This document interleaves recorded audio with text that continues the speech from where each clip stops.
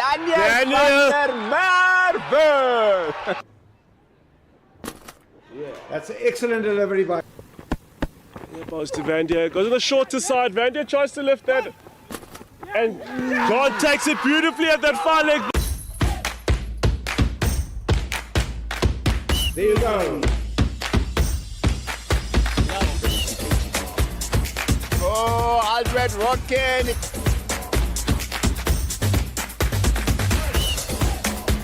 Oh, and what a...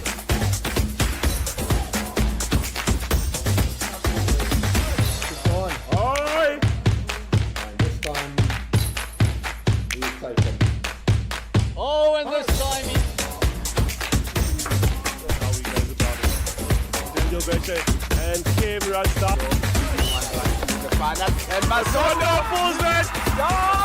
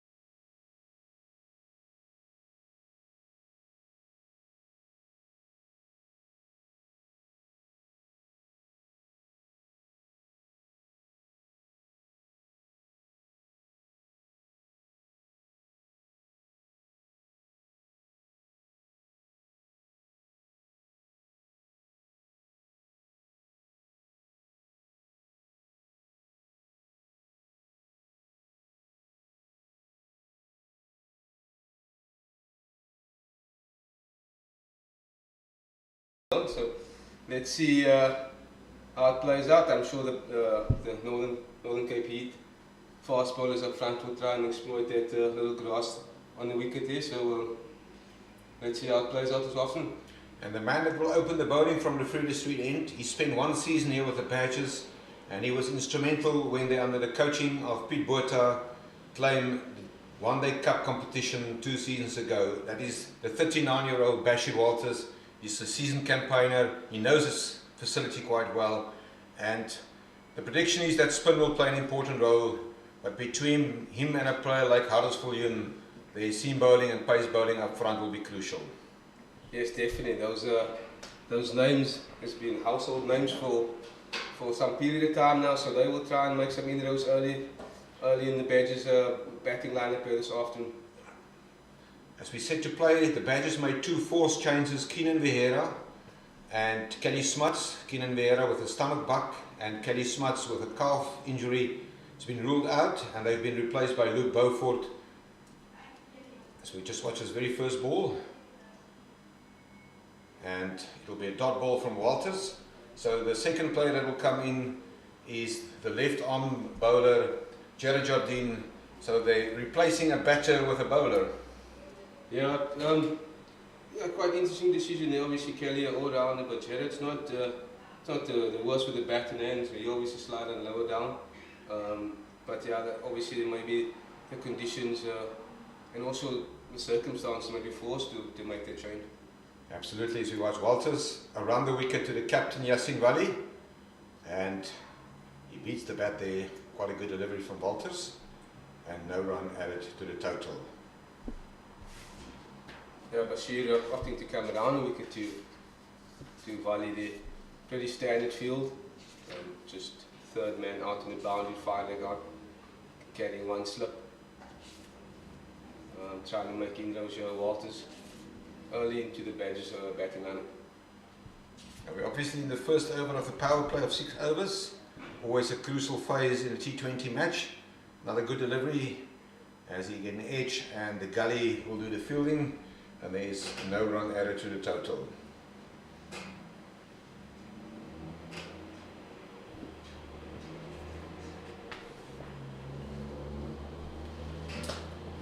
Now the Badgers, the main team here with some momentum into this game. Obviously the Heat is trying to get themselves back into this competition. But like we said earlier, this is a straight up knockout game here this afternoon. He advances through the track. Was there an edge? There's a big appeal. Umpire Lakay is unmoved.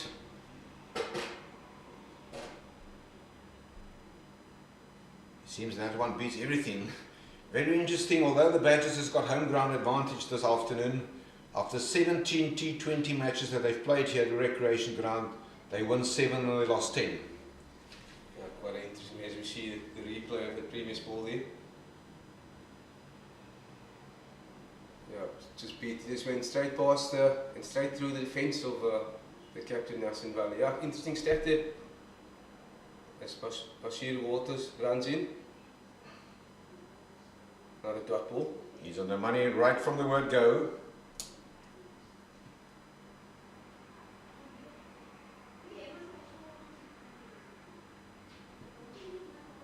Badgers yet to get off the mark here. As Walters applies some pressure onto Vali. You can see the backdrop there, a beautiful spring day here in Oudtshoorn, as Walters steams in from the Freda Street end of the ground. And that is a maiden over to start off with, a very good over from the season campaigner Bashiruddin Walters. Yeah, great set there, Walters. See Walters using all the experience, no width given up front there, trying to hit the stump, and even if it's just over the stump, not leaving stumps. Very good set, Bashir Walters.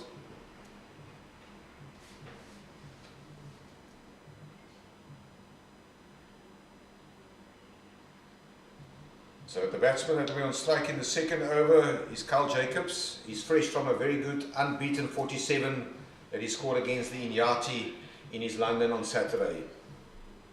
Yes, Carl Jacobs is in a good little space here with the bat. brilliant knock last week. Took his team over the line. He's probably going to try and do similar things here this afternoon. And from the northern end, the commentary box end, this player needs no introduction in South African domestic cricket. He played one test match for South Africa, and strangely enough, in 2015 against England, with the very first ball that he bowled, he picked up a wicket in test cricket.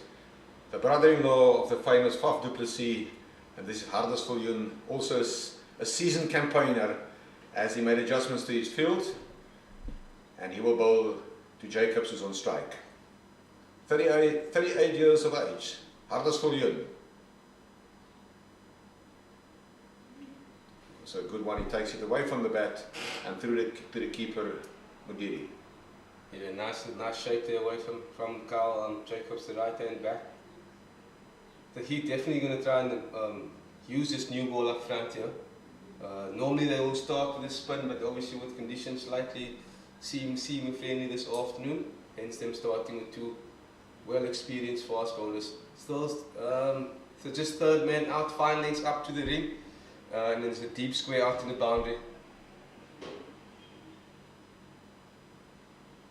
Viljoen to Jacobs, and the 8th consecutive dot ball bowled by the Heat. Yeah, very tight lines there, Hardus Viljoen. Obviously always have some good pace on him, so Carl's going to have to be really watchful here this year. I don't think he might give any width like in the previous games that he received quite up front in the power play.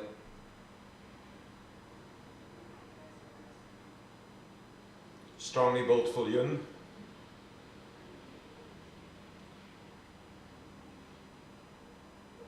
And there's an edge, and that will be 4 runs to the bat of Carl Jacobs. The badges are off the mark. Jeez, that took off nicely. Yeah, that's good signs for fast bowlers if it kicks off a length like that, but Carl will take that 4 and the badges off to literally a flying start. As he walked back to his mark, I had a chat with the captain of the Heat, Ruan Hasbrook, earlier. They didn't win the toss, but they would, if they would have won the toss, they would have a bowl first. So I think they're pretty happy with the outcome of the decision after the toss has been spun.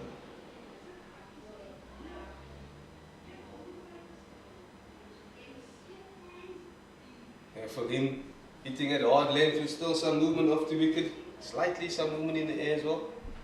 But I think it's just the pace that the batters are trying to get used to before they will try and make their play. There is still 2 balls left in this over, only the 4 runs from it.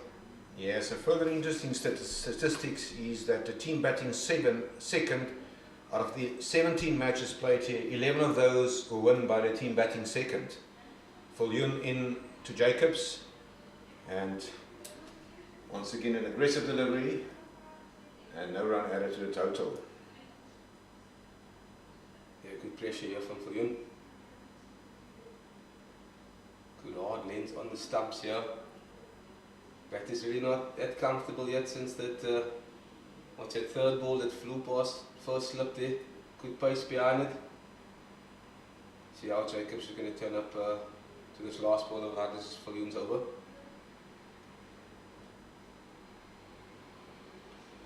And that one is well dealt with by the batter, and he will pick up 4. Not connected properly, but Carl Jacobs will take it, and it's 8 without loss after the 2nd over. Yeah, 8 of that Viljoen over, Carl Jacobs will take it. Maybe a little glove there, and just to the right hand side of the diving Bashir Walters, but ran down for 4 in the fine leg area there. As Bashir Walters gets ready for his 2nd over, there are also 2 further matches that we play today. In his London, the Eastern Cape and Yard, he will play the unbeaten top of the block Eastern Storm.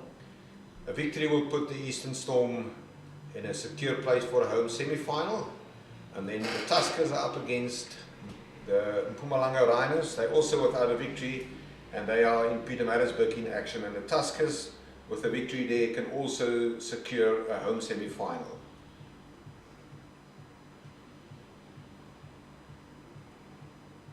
As Walters walked back to his mark, just another very interesting statistic that no bowler since T20 cricket has been played at this ground has bowled 2 maiden overs in a T20 game. He bowled his first one as a maiden.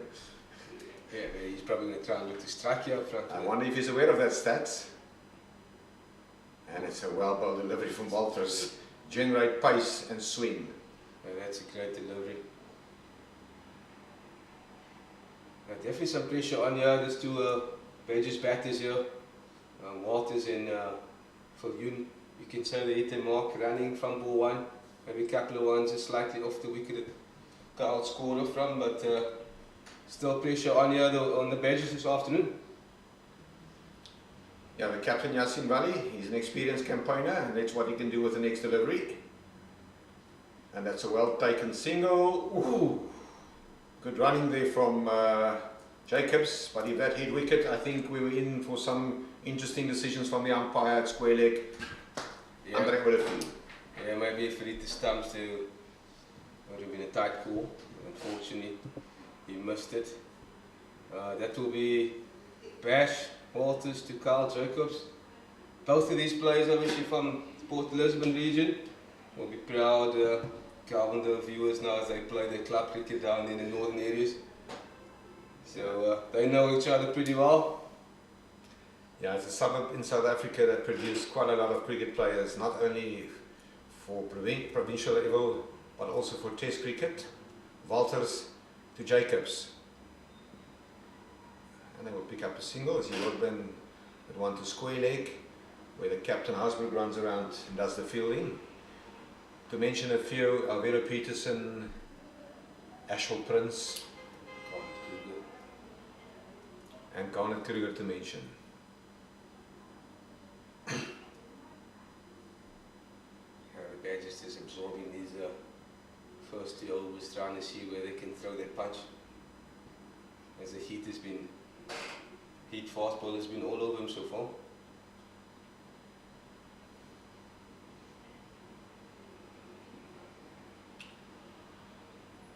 Nice bounce from the wicket by Walters. Yeah, the length makes sense here. That Bash will hit the length hard on this wicket, and he's got deep square out, so he actually wants Vali to go across the line there slightly. He's got protection out there. Also, he's got a first slip, so. Yeah, talking about Galvindale, the coach of the Heat, Dion Carolus, is also a Galvindale man. Yeah, exactly. So it seems to be a factory in South African cricket.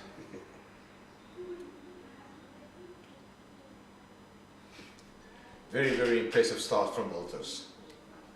Yeah, Walters using all his experience here. Obviously, he played some cricket down here before in the recent past. Yeah, he played lots of cricket here when he was with Eastern Province, with Western Province, and with the Warriors. So he knows this facility and the track in and out. I think it has changed quite a lot over the years. A very nice batting wicket with a much faster outfield.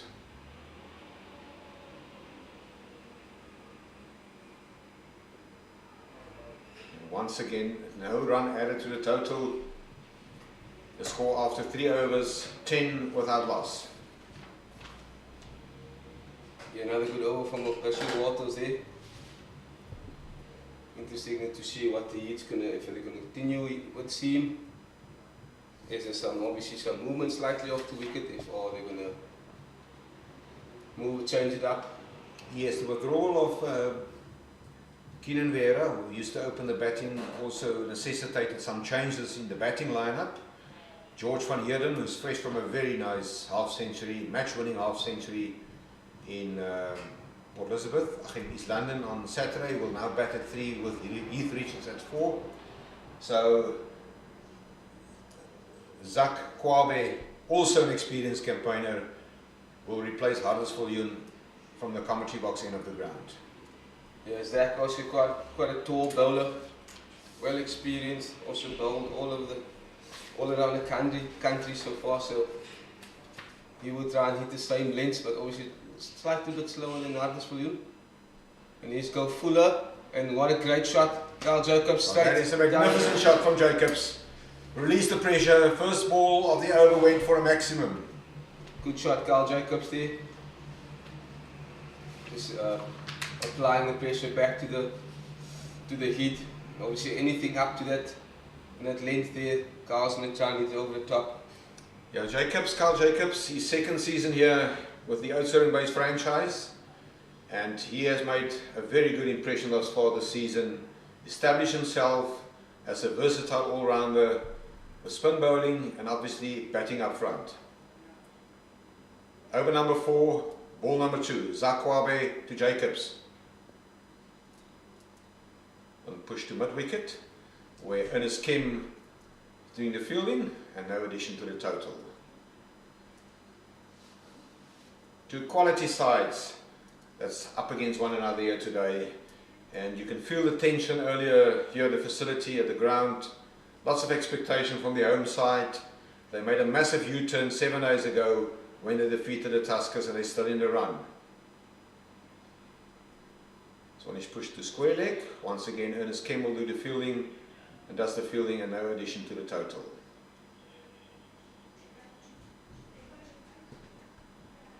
Now, we spoke about Dion Carolus. He obviously replaces a very successful and experienced coach at the Heat, Mark Charlton, who has moved also to Gqeberha, where he became the second in command to another Galvin prospect, Robin Peterson.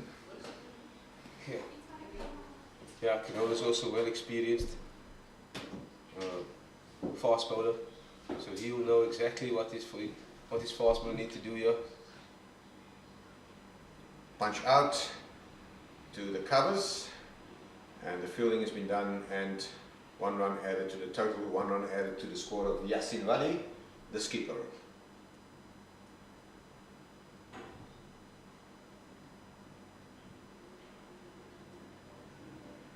Yeah, and whilst we're speaking about Gqeberha, Port Elizabeth more specifically, the injury to Keenan Vieira, who's from close by Grahamstown, opened the door for another great product, Luke Beaufort, to enter and play his first T20 match for the Badgers. Oh, it's a well bowled delivery from Kwabe. Once again, misses everything. That's a serious delivery there. There was a slight change of field there just before that ball was delivered. Hardness came up to short third man, so there's his fine leg out in a deep square. Obviously again that he's not going to try and low wider than off stump there, he's just trying to hit that off stump. He was watching delivery. Ooh. Well bowled, Kwabe.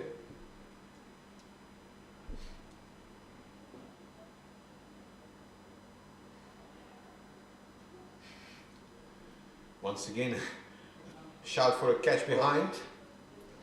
Gave it up. And Mr. Olivier, the umpire, has given out.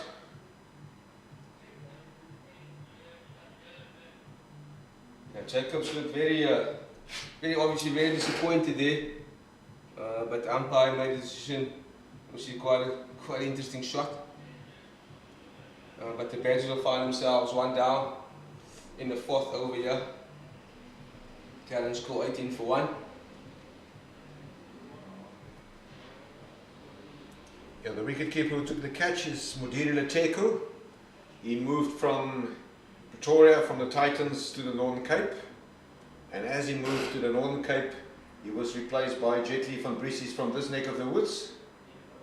Very good catch taken. You can see umpire Andre Olivier unmoved for a while, but eventually lift his dreaded finger, and it's a departure of Kyle Jacobs, 18 for 1, and we're into the 4th over. Yeah, that brings George van Heeren to the crease. Obviously also played an exceptional knock in his previous game. As he ended up on 59 with not out of 34 balls. So yeah, he needs to try and emulate again those innings from previous game. As there's a bowling change from the Vrede Street end, it will be Hardesveen will replace Bess Walters.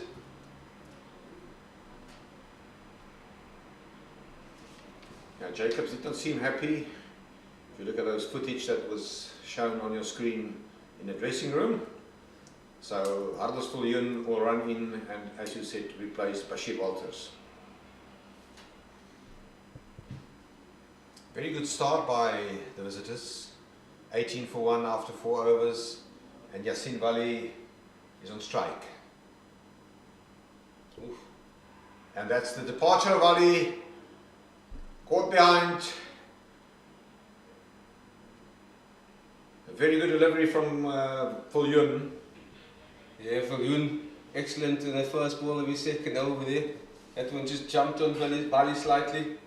And heat on top here. Viljoen looks like he's very pumped this afternoon. Trying to make very early inroads here. Very, very well bowled. Also another one. One of the batters look very unhappy, but that's the end of Bali. Current score reading 18 for 2. Yes, Oudtshoorn will always, one of those bowlers, like a very good fast bowler, aggressive of nature, and he will stamp his authority in exactly what he did as we see Heath Richards entering the crease. Here you can see the light on his face, and he's got every reason to feel so.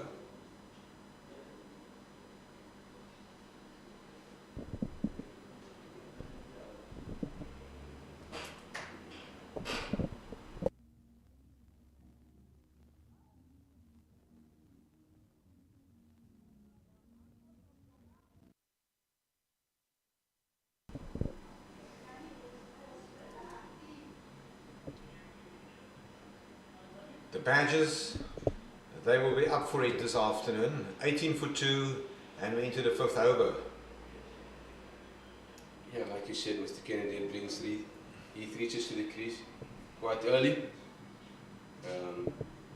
But he's prepared for these types of scenarios. I think he found himself early in the campaign doing the same thing, so he's got some reference early on in the campaign that he needs to help his team out here in this power play. It was just build a nice innings with Van Heerden.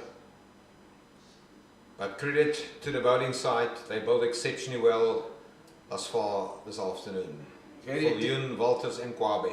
Very attacking field here. They got a first slip. Interesting, a guy under the helmet.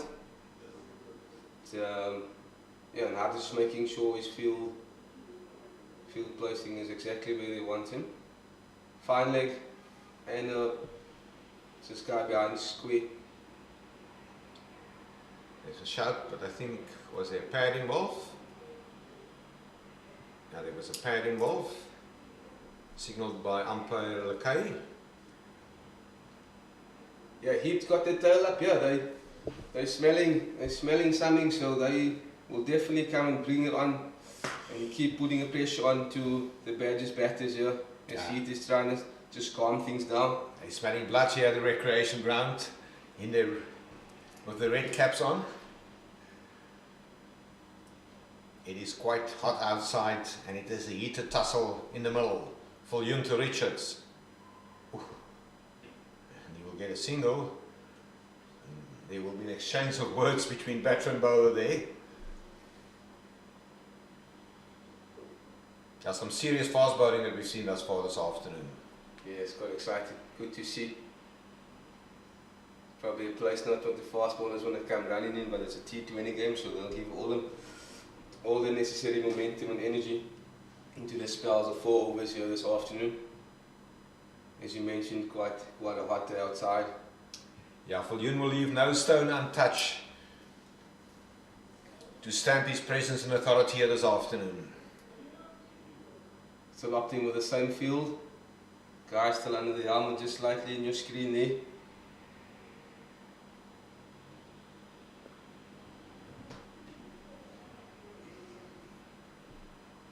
As Van Heerden just dotted one back to point, or to cover point region there. Dot ball for Viljoen.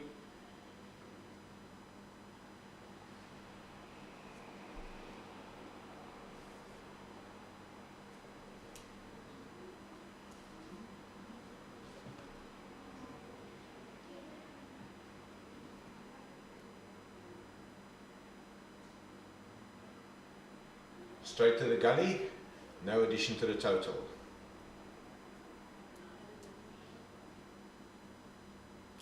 The penultimate over of the power play, and the average power play score that we've calculated lately here are 52 for 2, or is 52 for 2. The Badgers, they're some distance from that, but it's still early days, and it'll be interesting when we see the introduction of spin here today. Another aggressive delivery from Hardersville. And end of the over, 19 for 2 after 5 overs. Just 1 run added to the total and advantage to the visitors. Yeah, message pretty clear here that they're going to try and keep the spaces on. As another bowling change, you'll find Bashir replacing Kwabe from the Riverside end, Mall end. A very, very aggressive bowling here this afternoon from these fast bowlers.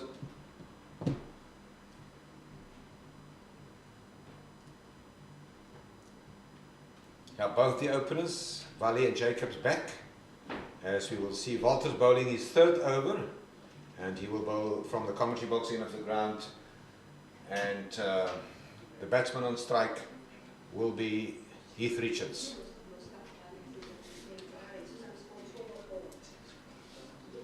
Richards, of course, a very aggressive batsman, but he will need to graft a little bit before he can get into an aggressive mode.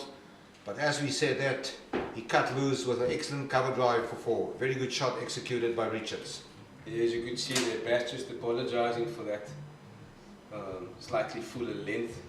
Heath has bounced on it with given the cover drive through the covers for 4. And he's off the mark. Yes, he played in 14 T20 matches in South Africa, and he's got a healthy strike rate of 119. He's fresh from a very good knock last week, 58 not out against the Tuskers here at the recreation ground. But it was difficult conditions and circumstances, obviously.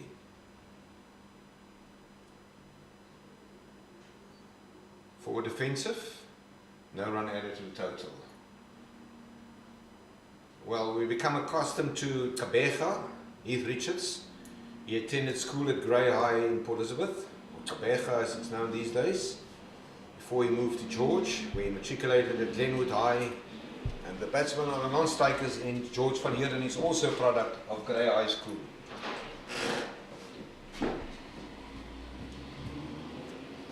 As Walters run in to Richards, and they will pick up a single.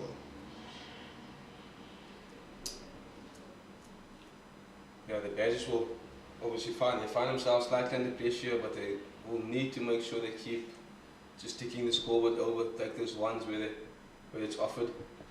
Yes, if you look at the numbers and the averages, Van Heerden is averaging 36 in this format of cricket, at a strike rate of even better, 129.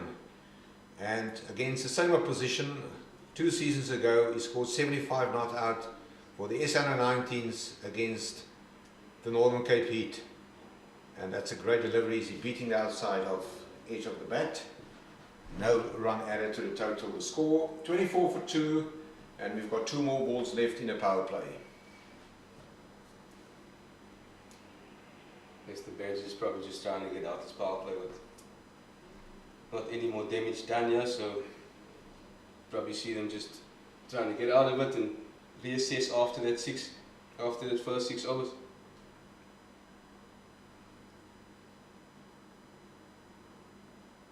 Van Heerden straight to the fielder at point, and no run added to the total.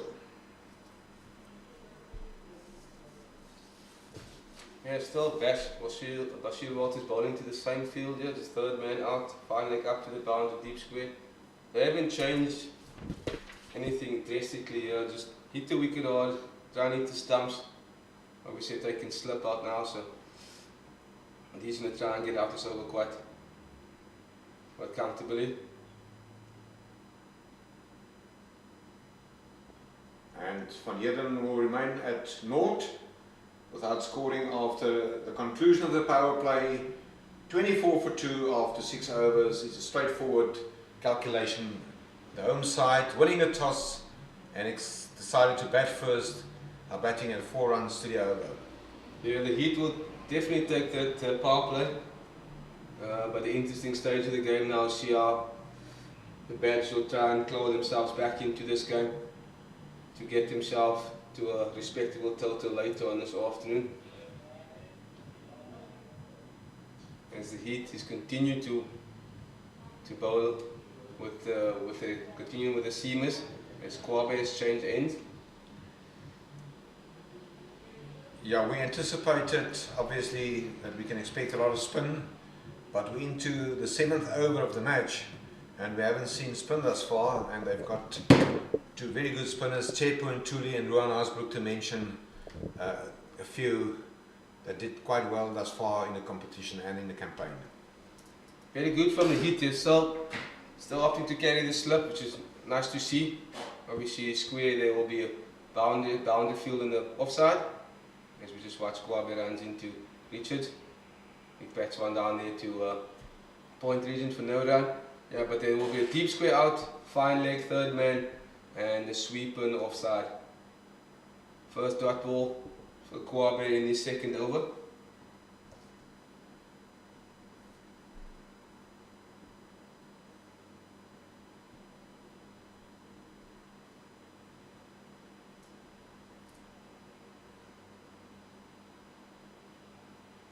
Same shot, same result.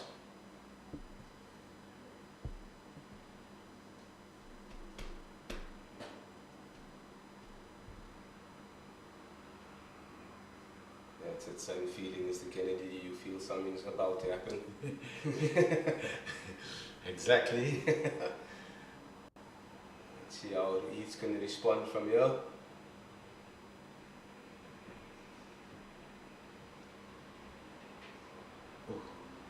One down to five, third man. Walters is down on the knee and 1 run added to the total. Yeah, Kwabe just finds the outside edge of Richard as he bowled a slight fuller length there. Very quiet start here this afternoon with the Badgers, but the heat well in control so far. Obviously, as a score line, the score can tell you that. Badgers trying to fight their way back in, just building a partnership so they can get themselves back and fight for momentum here. Nicely played by Van Heerden. There is a fielder down at fine leg, does the fielding, and very good running as they pick up 2 more. It's Cole Abrams on the fine leg boundary does the fielding, and 2 runs added to the total, and that is Van Heerden who is off the mark. Yeah, again, same wicket they played on a few days ago. So the dynamics of the field don't really change. One side is still shorter, slightly. That's the first wide also bowled. Talking about the size of the field, square of the wicket from where Van Heerden is currently batting, the boundary is 72 meters, comparing to 58 meters on the other side. So that'll give you an impression on how big the boundary is on the eastern side of the ground. That's a town end of the ground.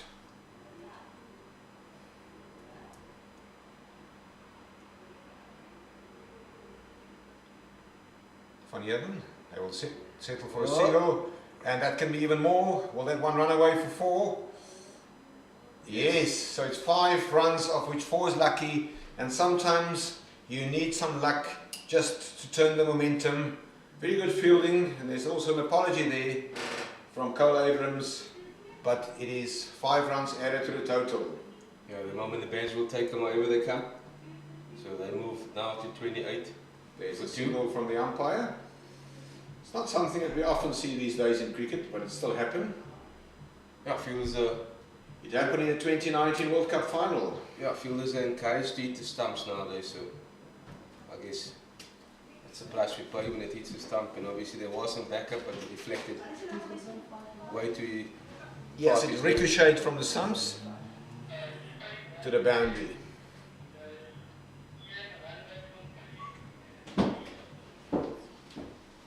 Kwabe to the tall Richards. That's a powerful stroke.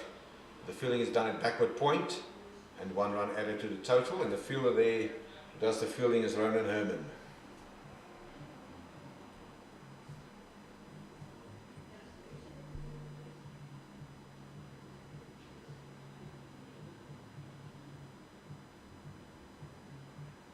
That brings the end of the 7th over.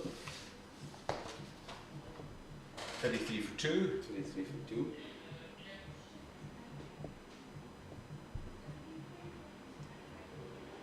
It's 34 for 2. So the most expensive over in the match thus far, 8 runs from that 7th over that was bowled by Zak Kwabe. And for the first time we will see spin this afternoon, the very experienced Ernest Kim, and he will operate from the commentary box end of the ground. Yeah, first over of spin here in the 8th over. Pretty conventional field.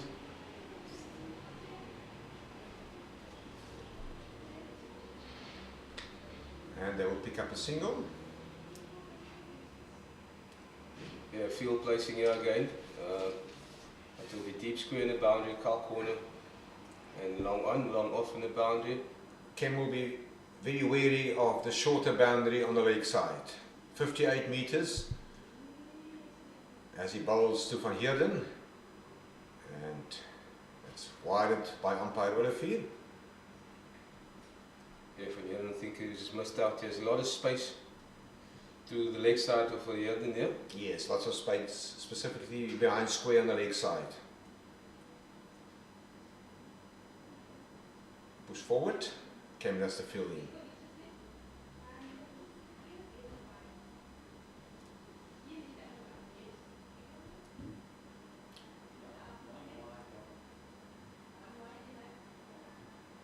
Comes down the track, wicket to mid wicket. It will only be a single.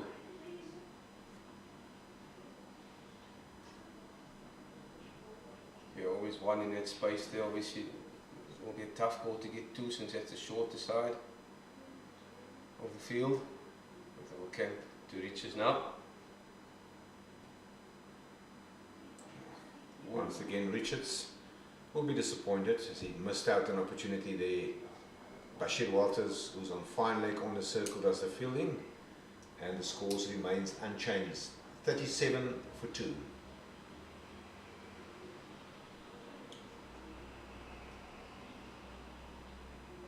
Maybe the previous run out came into his mind there. Yes, there was a run out between these two batters 7 days ago. No run added to the total. Van Heerden was quite upset.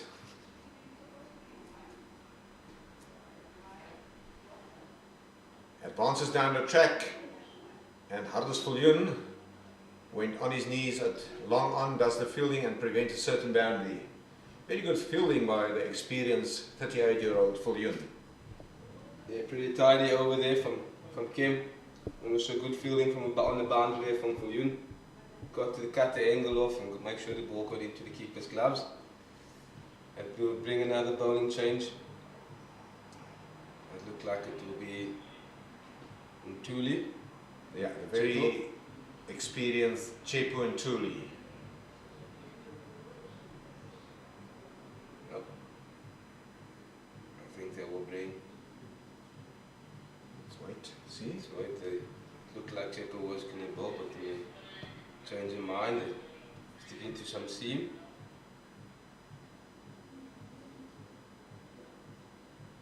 Just trying to confirm the bowlers.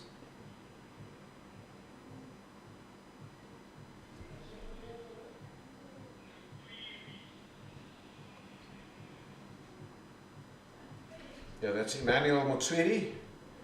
He will be bringing to the attack. There was a long discussion between the bowler Motswiri and the captain Ruan Hasbrook. Ruan Hasbrook, of course, last season was the successful captain of Limpopo Impala when they won this competition.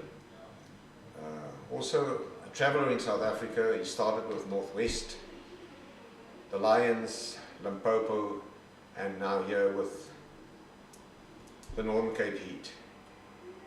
Richards, and that's wide down the leg side. Yeah, Machuri just naughty start here, sliding down leg, I think. Richards will try and just change momentum in this over. He probably will fancy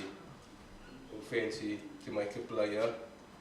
Current field for him also, there's obviously big space on the leg side because there's a car corner in the boundary, deep square, deep mid wicket in the boundary, fine leg. Third man on the boundary and a deep sweeper. Can he hit it straight over the top? No, he will not. It's a very well bowled delivery from Motswiri.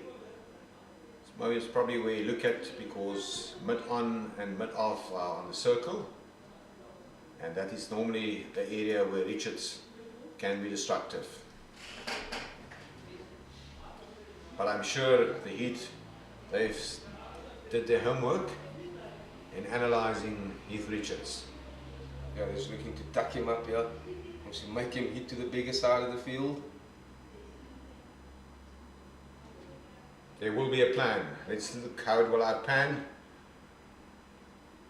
Only a single, and you can see the clapping of the hands shows that the captain Haasbroek is happy with what his bowler has delivered.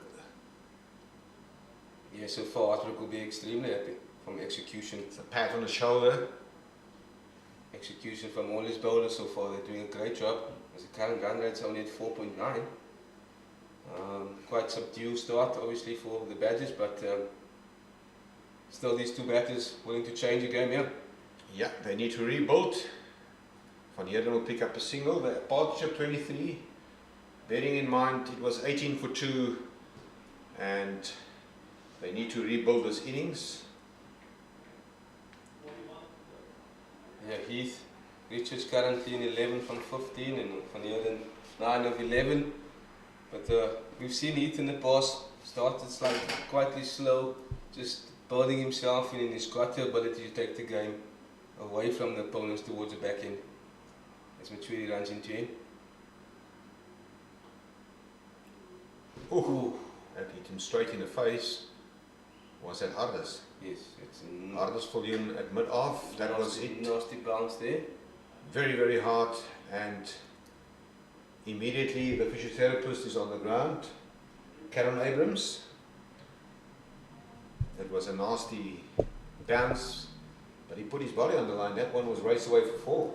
Yeah, it was a good pace planning ball. Heath gave himself some room, but Hardus obviously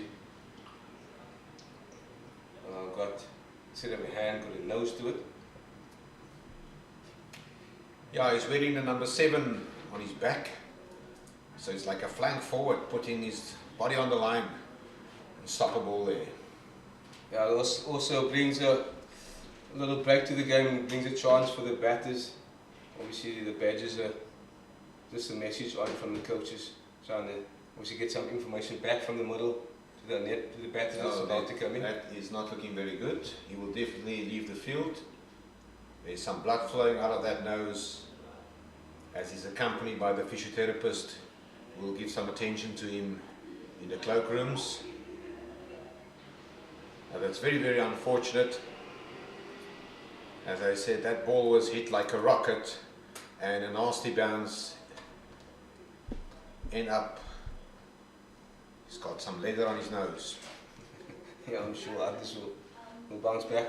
He He'll will. be back to complete his spell. There's a blood not going to stop him. But let's see what the Badgers can come up here. As we mentioned, they're trying to just change momentum here. Yeah, I must say I'm quite impressed with the way the Badgers trying to claw their way back into this. No risks taken. Just playing themselves back into this match. As you correctly said, they're only batting at 4.5 per over, and we're already in the 8th over, 42 for 2. Bottom in the 9th over. Matsuri has got 2 balls left in this over, and his second delivery obviously was a naughty wide down leg. But so far, pretty decent over so far, just 4 this over. And he will bowl to Van Heerden, who's on strike. That will bring Kukumur on the field. And Van Heerden punches it out, and Ernest Kim will do the fielding, or does the fielding at cover, and 1 run added to the total. Yeah, Tian Kukumur, he's also a very experienced campaigner. He replaced the injured Hardus Viljoen.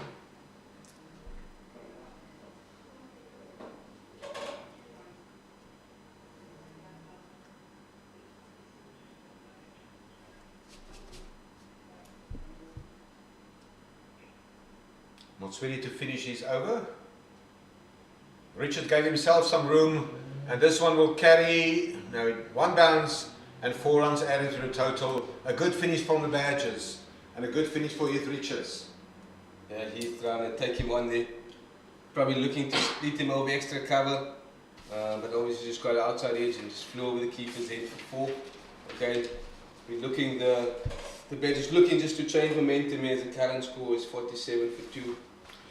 After Fast outfield, a beautiful facility, as you will see Kim, and he will bowl to George van Heerden.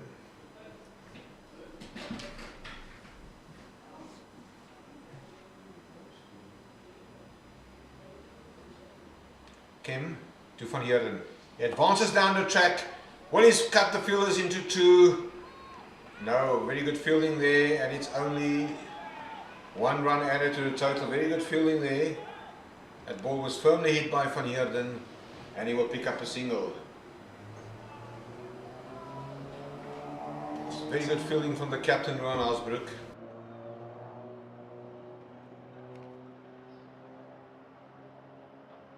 Richards not get any runs. He give himself some room.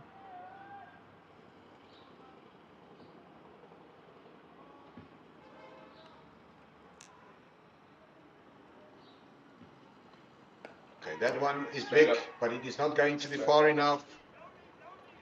The catch has been taken and claimed, and that's a departure of Richards, a vital breakthrough for the Heat. yeah, not a great wicket here for the Heat. Not what the Badgers wanted. You could see them trying to just up the tempo a little bit.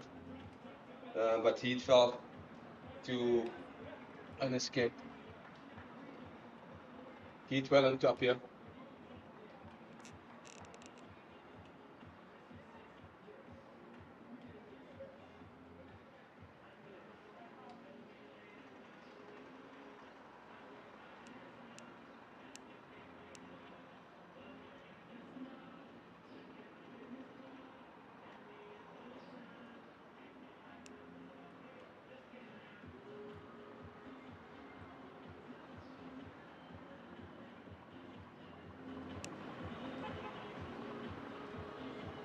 So that brings Luke Beaufort to the wicket, as we saw the departure of Heath Richards. A partnership that showed some expectations and is once again advantage to the visitors as they lost their 3rd wicket. Yeah, like you said, the partnership just showed a little bit of potential there. But now it has to start over. And like you mentioned earlier, the 2 great boys, it's going to try and rebuild this innings. For the Badgers here this often.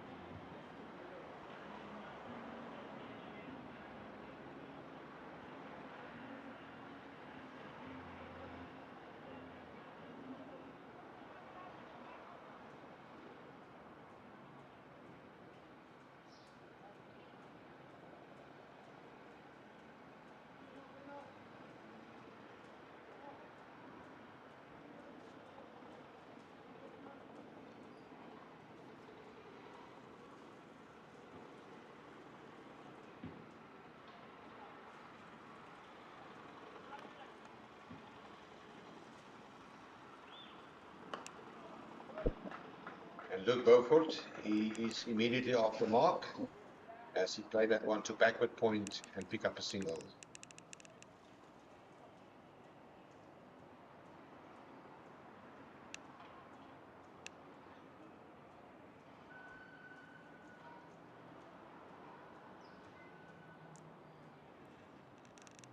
Kim will bowl to George van Heerden.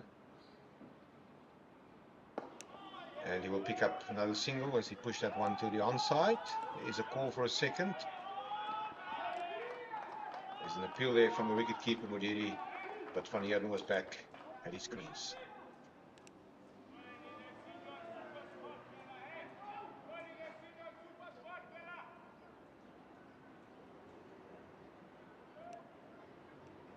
A vital wicket, the departure of Heath Richards.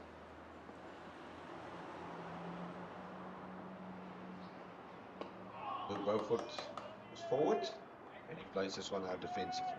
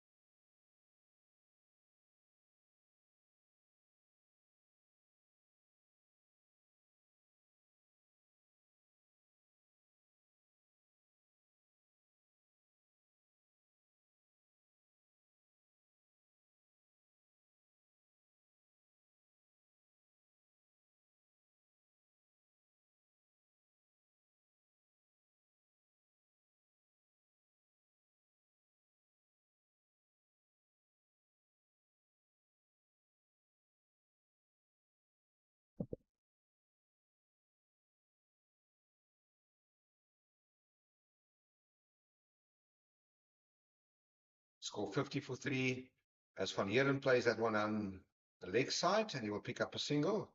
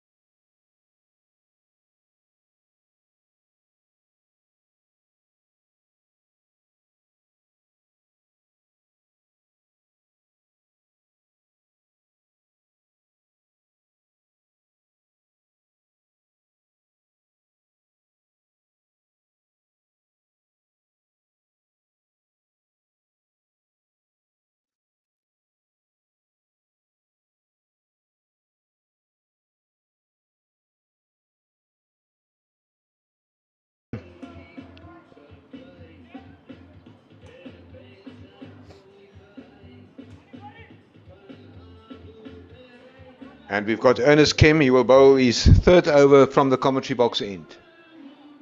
And he will bowl to George van Heeren, who's on strike. Sorry, that's Luke Beaufort that's on strike. That is George van Heeren. And they will pick up a single.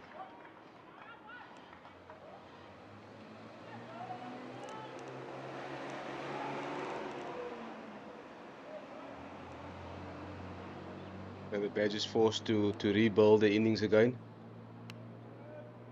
Finding himself familiar ground here as previous, where they just build a partnership and then a new batter has to walk in. No momentum for the Badgers. Very good execution in the field and by the bowlers of the Heat, as there's a single added to Luke Beaufort. There's still quite an attacking field for the Heat here. See, when Beaufort's on strike, they still keep the slip. But happy to give the one to Van Heeren. Van Heeren is currently batting at a runner ball, 18 from 18. He moved forward and no run added to the total.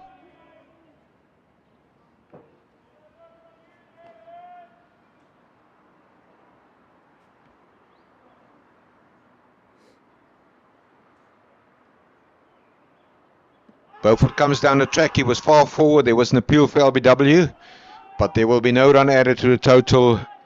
And umpire Andre Olivier is unmoved as we approach the latter part of this over.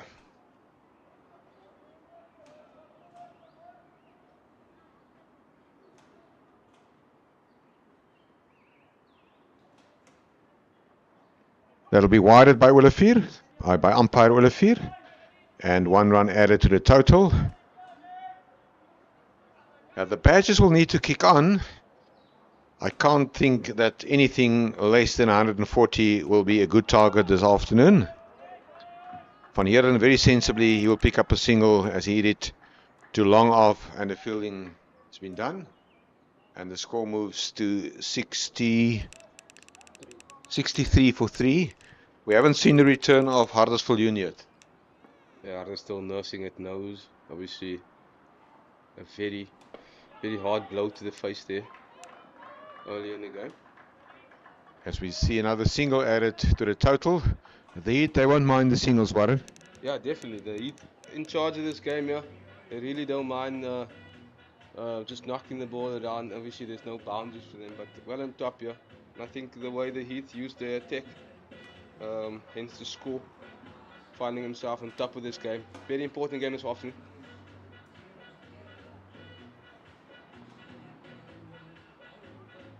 We see a bowling change from the Freda Street end of the ground.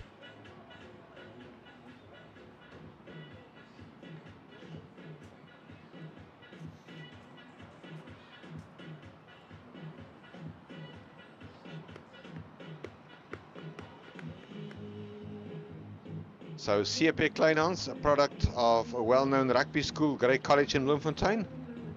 He will bowl the 13th over of this match, of the innings. And the batsman on strike is Luke Beaufort. He's on runner ball 8 from 8. Lashes that one to long on. And the batsman will collect a single.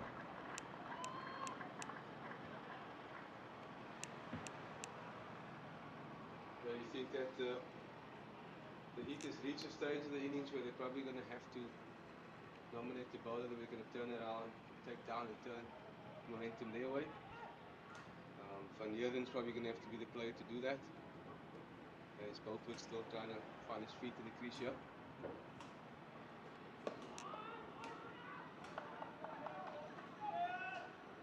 The bowlers responded quite well to their field placing, as that is another dot ball in over number 13.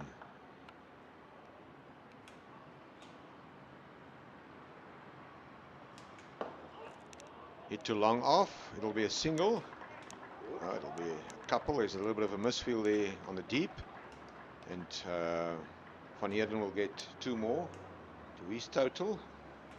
And Van Heerden moves to 19.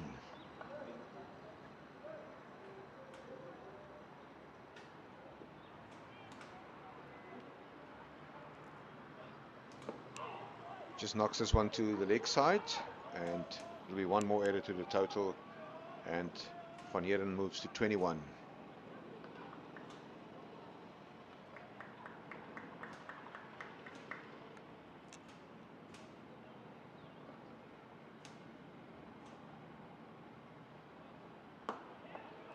Straight to the bowler. Kleinhans does the fielding, another dot ball. Yeah, the Heat summed up the conditions pretty nicely. Obviously, they got some movement of the wicket with a new ball, and also only bowled their first over spin in the 8th over, and obviously continues doing that now as we well in the 13th over, and the current score is only 68 for 3. The Heat is probably gonna, as you saw the previous over, well controlled from the spinners. They're probably gonna keep the spin on as Kemp is getting ready to bowl his 3rd over.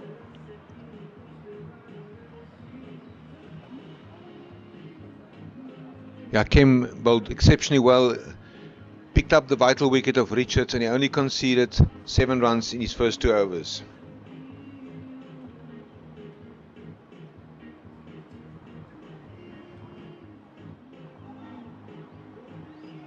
Very good reading and execution of the conditions by the visitors from Kimberley. As we see Kim running in to bowl to Beaufort. Just pushes it off to the offside, and no run added to the total. And dot balls at this stage of the game is vital for the fielding side. Comes down the track, give himself some room. Very good fielding at the point. No run added to the total. Yeah, I think Kim saw him run down the wicket there, and again just fired into his pads. Both for 2 dot balls here. Probably going to try and get to strike very hard here.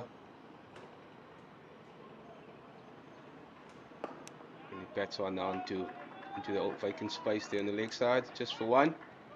He's still very much in charge of this game this afternoon.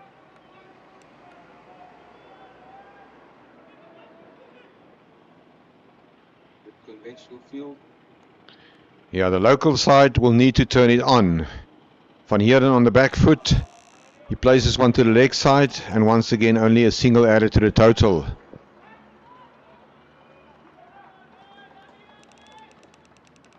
Very good execution to the conditions. And Van Heerden is on 18 and Beaufort was on strike. He's on 11. We are in over number 14.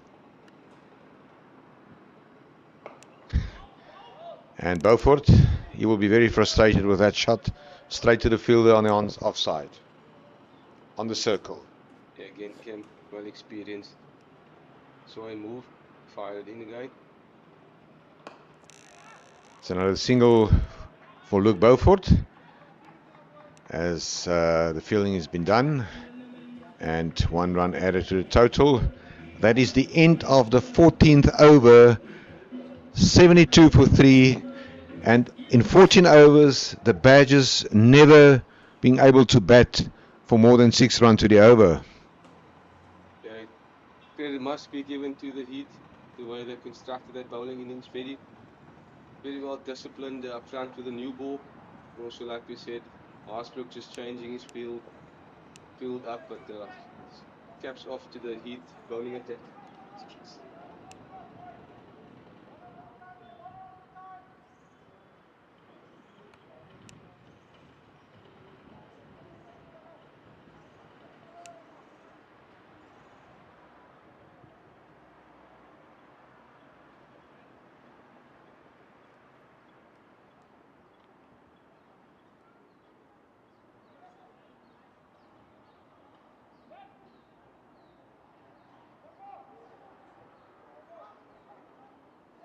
So we will see Motswiri. He will bowl over number 15 from the Freda Street end of the ground. And certainly the home side will need a big over. And the intent has been shown by Luke Beaufort as he did one over the cover for 4. Well executed shot. First ball of the over. 4 runs to Luke Beaufort. Yeah, great shot, Beaufort. Yes, he was trying to change momentum, yeah. That's obviously his boundary option over extra cover. Well executed shot there.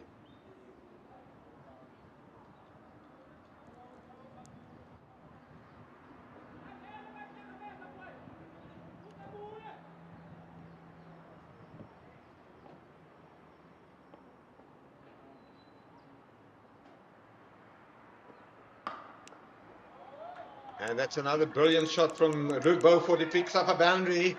That's a well executed shot. Will this be the over to take the momentum forward? Beaufort 2 boundaries from 2 balls. Yeah, Beaufort moving on nicely, yeah. First boundary over cover. Next one short. He expected that one to be slightly shorter and pounced on it. And then made use of that big space there on the leg side. Well executed pull shot. Motswiri to Beaufort. Straight to the square-legged umpire, and they will collect a single.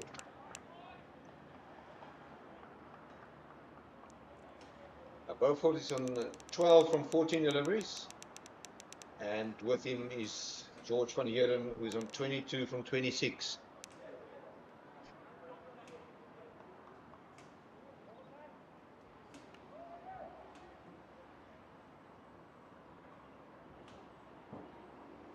Motswiri runs in to bowl to George van Heerden. He will pick up a single. Yes, they will settle for a single as the mid-wicket fielder run in and does the fielding.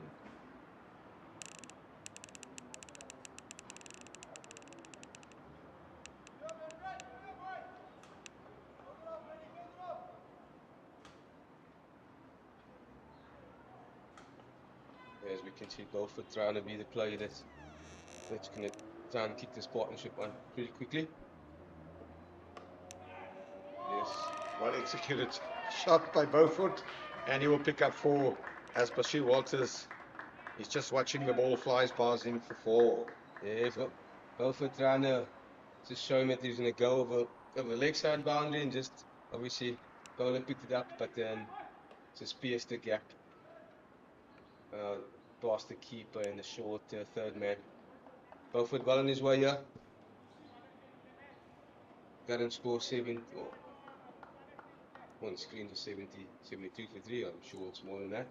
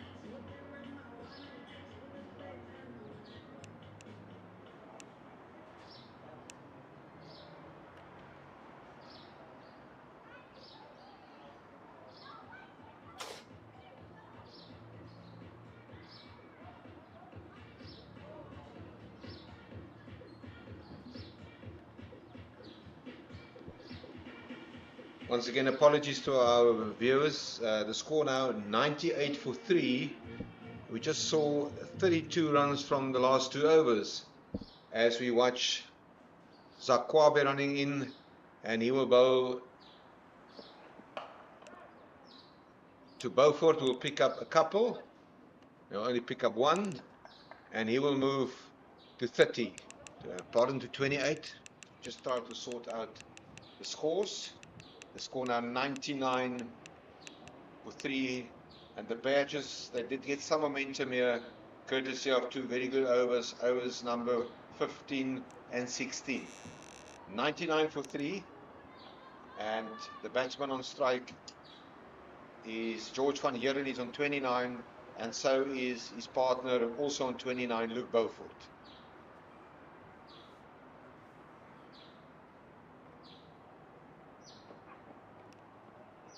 That will only be one, as he hits this one down to fine leg, and that will move van Heeren to 30.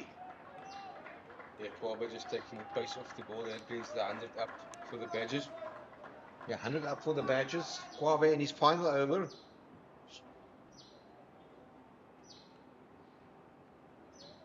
A very good 52-run partnership as you watch Kwabe running in to Luke Beaufort.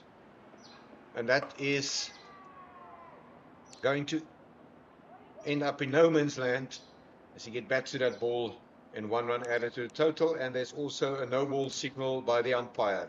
A free hit. And can George van Heeren capitalize on this? For the first time in the 17th over, the Badgers are batting at 6 runs to the over. Yes, it took him a while to get some momentum. He needed someone to do something, I don't know, ordinary to get things going their way. As you just see Arthur now just making sure the bowler needs, he gets to explain exactly what he wants to and try and execute his free hit. Yeah, Beaufort really grasped the opportunity. He was only included in the side this morning after the withdrawal due to a stomach bug by Keenan Vieira. Matswiri, and there's a swing and a miss.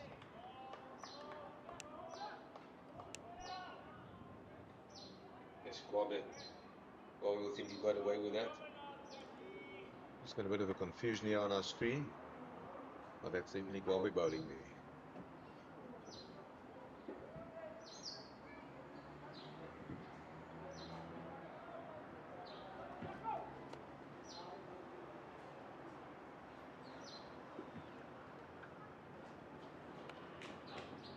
That should be wired. It's a no ball called by umpire Lakay, and it will be a free hit. Definitely giving it away here. Yeah, but naughty here from Kwabe. Van Heeren is definitely going to try and pounce on this one here. There's still slight confusion about field placing. Kwabe just asking the umpire, questioning too about it, no ball.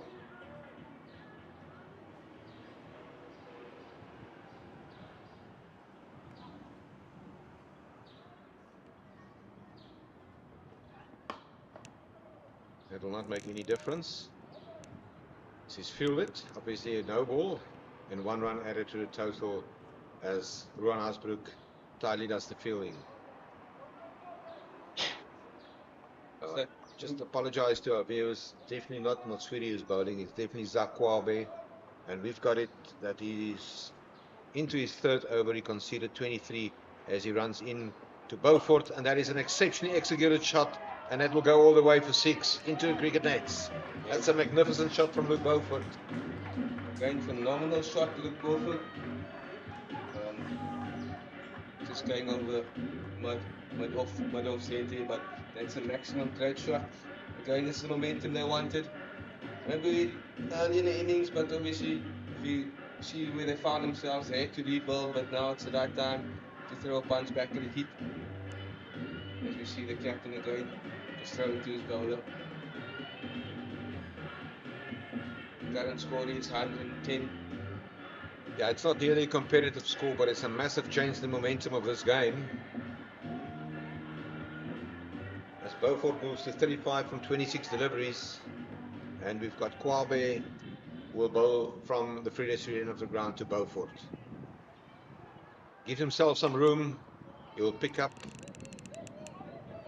No, they will return for a second. That's very good running from both Van Heerden and Beaufort, and 2 runs added to the total. Yeah, good running from these 2 young batters. Kwabe just followed Beaufort, but he made sure he was in control of that shot and took the 2. Good end to the over to the Badgers there.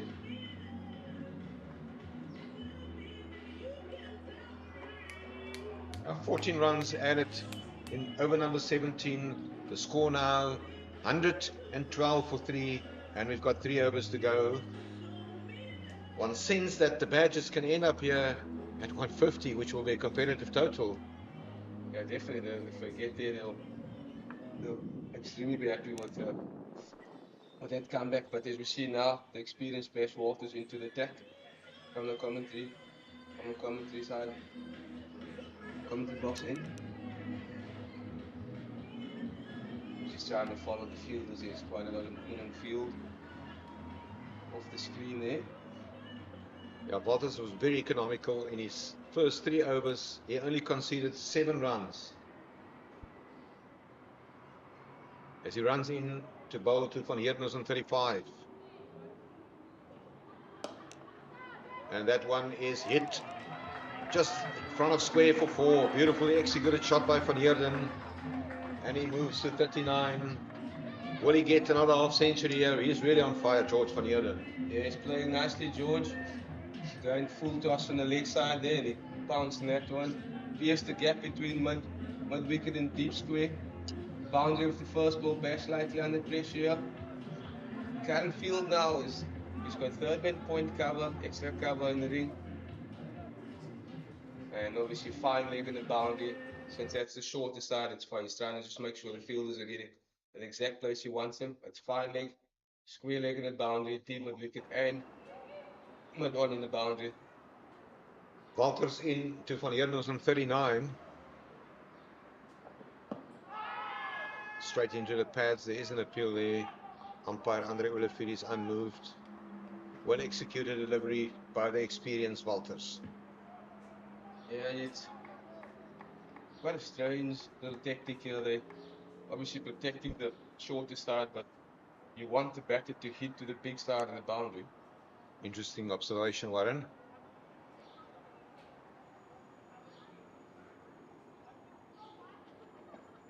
Now that one will go all the way. That's a massive hit. It's into the river. Yes, that's a great. Now they want second ball down there. Like I said, this field doesn't make sense. It's the shorter side and the leg side to the right-hander, and he's opting to hit bowl with leg stump, full tosses, and he's got punished twice in his over now. Momentum to the Badgers at the moment. Yeah, what a comeback here by the 2 Grey boys, Luke Beaufort and George Van Heerden. Look at that on your screen. It's wide outside leg. He picked it up magnificently, and that is straight over, bouncing from that cabin of that vehicle that's standing there, straight into the Groblands River.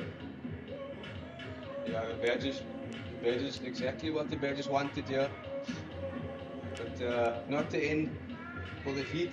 Obviously, it'll be frustration to the coaching staff. There's this plans doesn't add up to what the field and the ball that the bowler is delivering at the moment.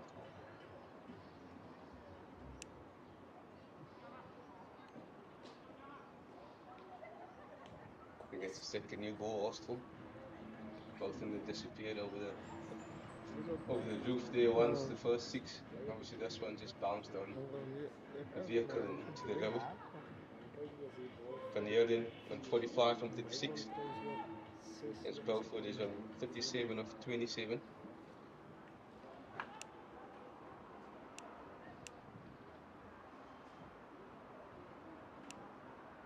Over so far. Bashir into Van Heerden again. Straight up. Ooh, great effort, but they will pick up 2. Great effort by the wicketkeeper. and he picked up 2 runs,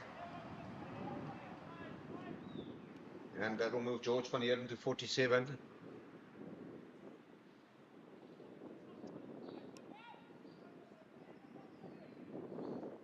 Current partnership is moved on nicely. It's on 76.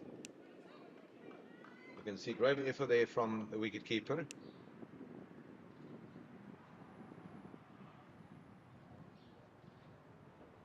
Quite an expensive last over from Bashir Walters, who only conceded 7 runs in his first 3 overs. That one is hit on the onside, and it will only be a single. The fielding is done at long on by the captain, Rowan Hasbrook. It's unfamiliar to see your captain patrolling the boundary, but he's a very good athlete, and that's exactly where he is. Remember, he's also a good wicketkeeper, am I right? Yeah. Warren? Very dynamic cricketer. That's exactly what the coaches want nowadays. It's 3-1. You see Bash trying to get us over here to Beaufort. To Beaufort.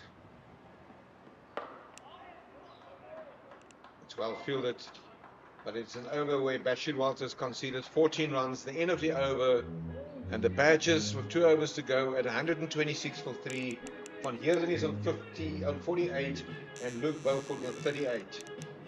The partnership 78 runs for the 4th wicket, and I must say I'm very impressed the way that Luke Beaufort has come to the crease and took this game forward under severe pressure. Yeah, very sensible batting from these 2 young batters. Got themselves back and got the team back in a competitive position for the last 2 overs to come. We still know how this for him back in the attack. I think he's staying off the field. This is a massive throw of the dice. As the captain, Rowan Hasbrook, will bowl the penultimate over.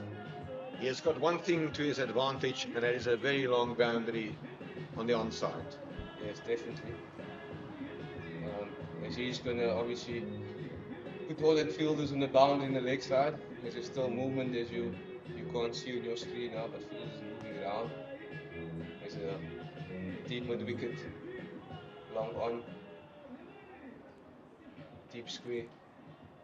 Yeah, Beaufort his debut for the Badgers as he set out for the first 5 matches in their campaign. He really responded.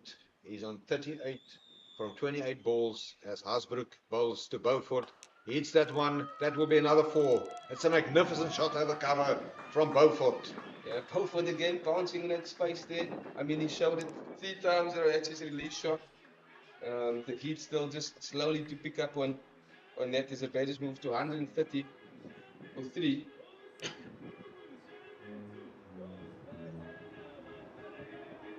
Badgers moving on swiftly here.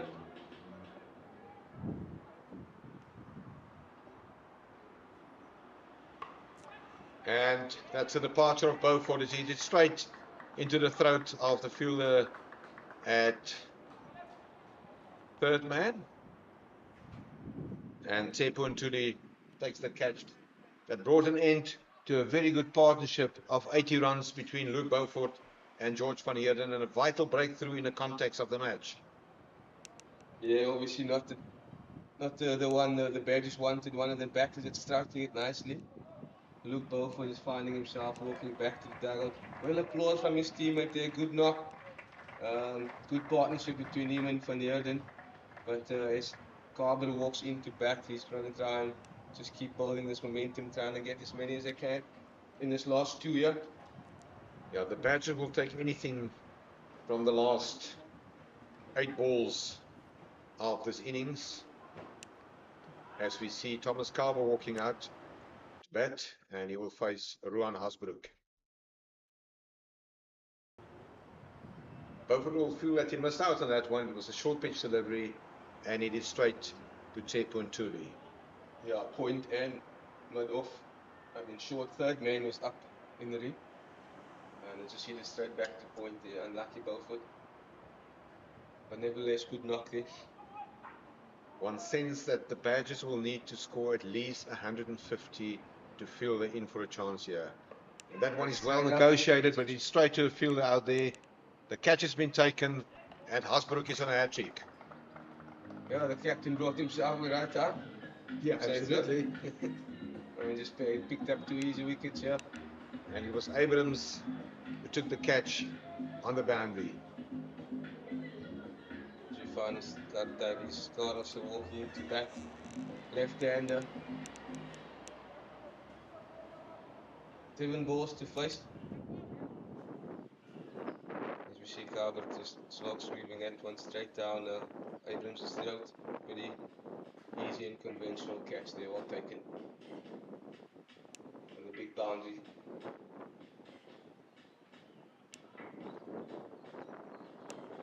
Ron Asbrook, after he conceded a boundary from the first ball of the over, picked up 2 wickets in his first over, showing a lot of guts to bowl the second last over of this innings. 130 for 5.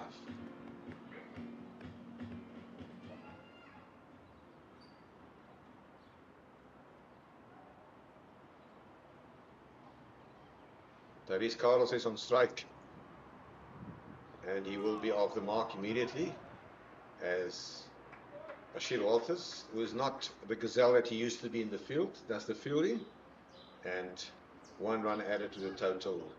And that will bring Van Heerden on strike. He's got 2 more balls in this over to negotiate. And will he try to be on strike with the last over? He's on 48, George Van Heerden.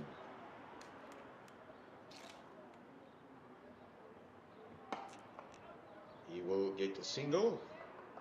Sensible bowling from Ron Asbrook, as Ernest Kemp does the fielding in the covers.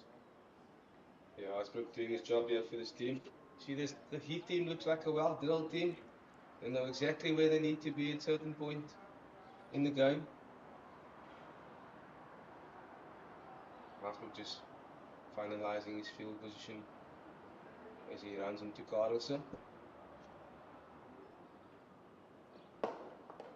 And that's a dot ball as he did straight back to the bowler. And he only conceded 7 runs in this over, Rohan Asbrook, and he picked up 2 vital wickets. 132 for 5 after 19. Loss over here. You feel like we see slow start from the Badgers, but they started to build momentum up in the middle period. But the Heat claw themselves back into this innings. As Van Heerden finds himself 1 short to another half century, and the Heat is trusting Kwabe to bowl the last over of this innings.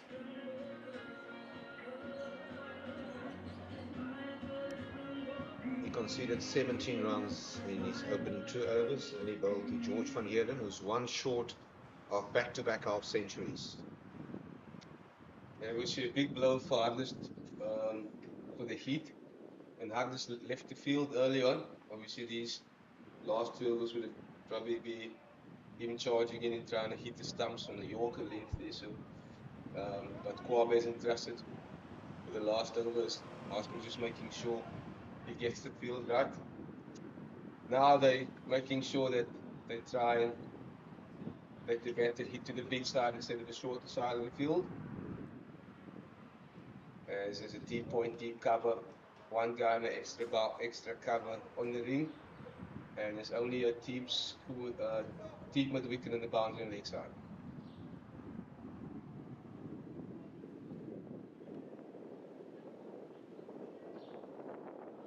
Kwabe to Van Heerden, and that is a Massive hit.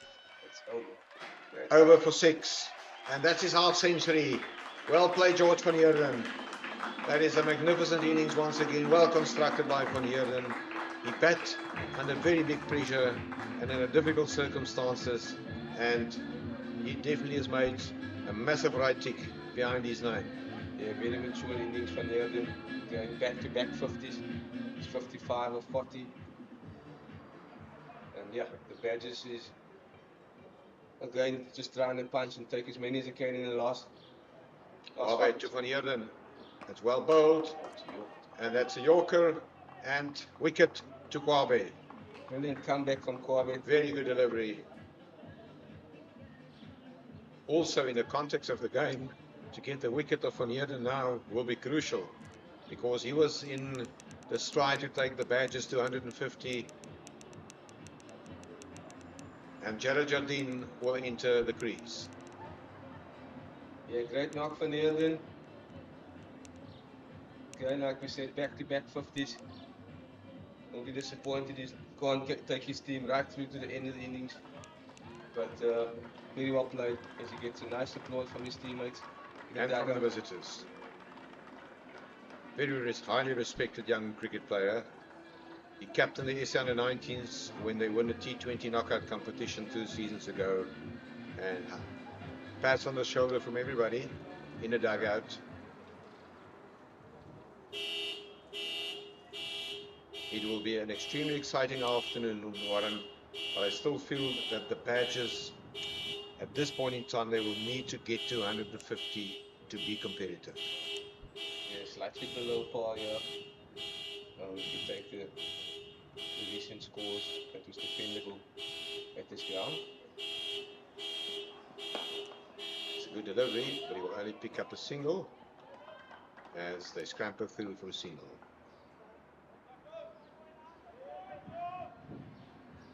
Yeah, that's exactly what the Heat wants here. 2 left-handers. Bigger boundary to the leg side. So you think Kwame is going to try and bowl into Carlos's pads here.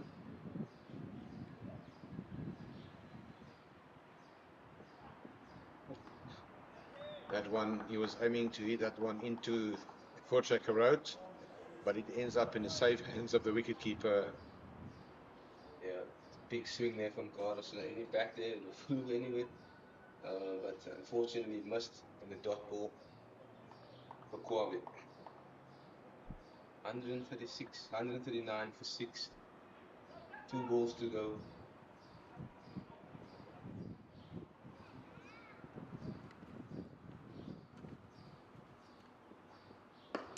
And they will pick up what I guess will be a couple. Carlos is very good between the wickets. He is a very good athlete, and he will pick up 2. That'll take the score to 140 with 1 ball to go.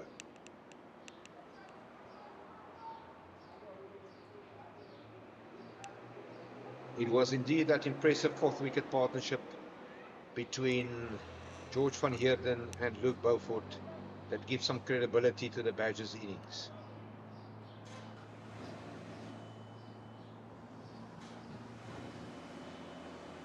That should be wired by umpire Olivier. No. End of the innings, 141 for 6, Warren. Will that be enough this afternoon? Well, from the start, obviously from the wickets lost early in the power play, the Badgers played very well. Let's give Beaufort and, like you say, Van Heerden and credit. They built a nice partnership, got the team to respect the look until the I think. Maybe slightly below par, but then that's something they can defend with their bowling attack. Since their bowling attack is in good form in this last 2 games, so hopefully they can come through. But from the Heat's point of view, you can see the off screen, just a lot of high fives. I think they've done a brilliant job with the ball, which they did. But yeah, interesting afternoon in this chase this later on. Yeah, they just lost momentum between overs 14 and 17, and Hasbrook and Kwabe clawed it back.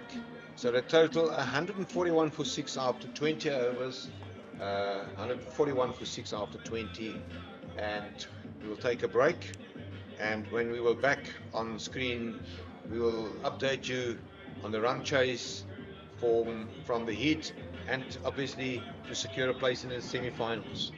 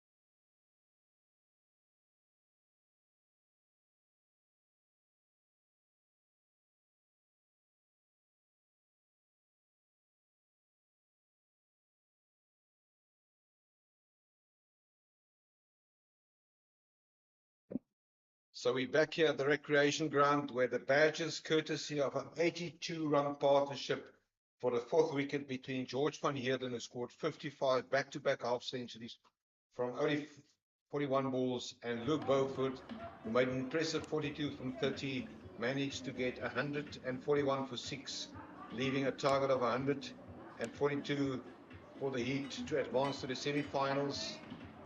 The captain, Ruan Hasbrook, he only bowled 1 over. He picked up 2 for 6. Zak Kwame, 2 for 26. Ernest Kim was very economical, 1 for 10 in his 3 overs. And Harris Viljoen, who unfortunately had to leave the field due to an injury on the nose, he bowled 2 overs and he bagged 1 for 9. It's going to be an interesting afternoon as we will see Carl Jacobs opening the bowling with spin from the northern end, the commentary box end of the ground. 1 p.m. it will be seen too much easier. Sorry for that. And the batsman on strike. Confirm that. What an interesting afternoon. Yeah, it's going to be interesting chase here. Like we said earlier, maybe slightly below par, but then the Badgers bowling attack in his previous 2 games as well on the money, and they got to create some breakthroughs.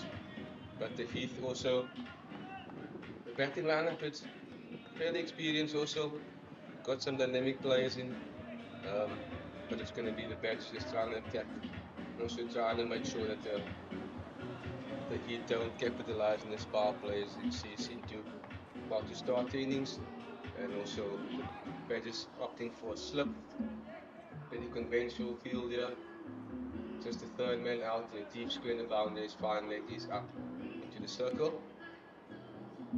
Yeah, the Badgers only managed to score 26 runs for the loss of 2 wickets in their opening power play. And Leteku is on strike. He will face Sintu Majiza, who runs in to bowl. Short, well negotiated. Leabona Malefi does the fielding at point, and a dot ball. A good start from Majiza there. Good lines, tight lines. They're just looking for an early breakthrough.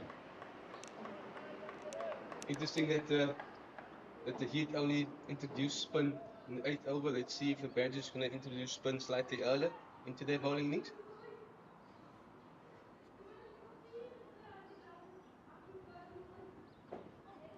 Shorty's delivery. And 1 run added to the total.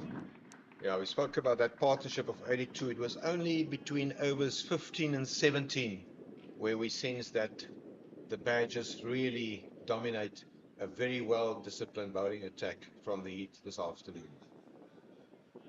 Yeah, it was a good partnership. Currently now we see on the skim, very experienced player. Obviously just, you look for some width, but well-known for player, just knocks it around, gets his team, sets his team a good platform.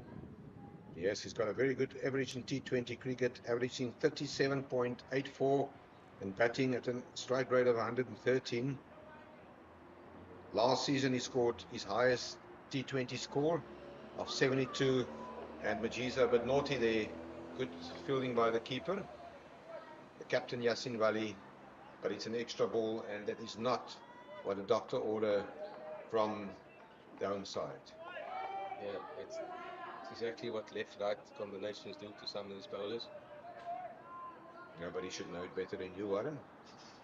Yeah, exactly. He's been around. He tended to struggle the previous game as well. In his London, bowling to both left and right. Let's see if he can adjust here. He bowled very well 7 days ago, and that's well executed delivery.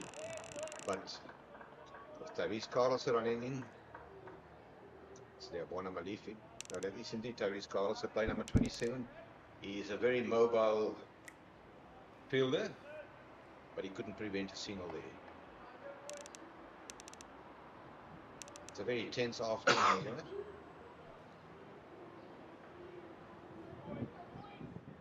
As we see the right-handed Leteku on strike, the wicket-keeper.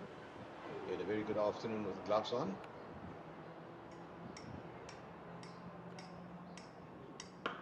Shortish. It's straight to Carl Jacobs. Yeah, the Badgers done their homework here on the tackle. Batted, strives of just throwing his hands. As you see, Majiza trying to tuck him up there. Also currently in good touch now, recently. So he's looking to take his team forward here as Majiza is trying to break through.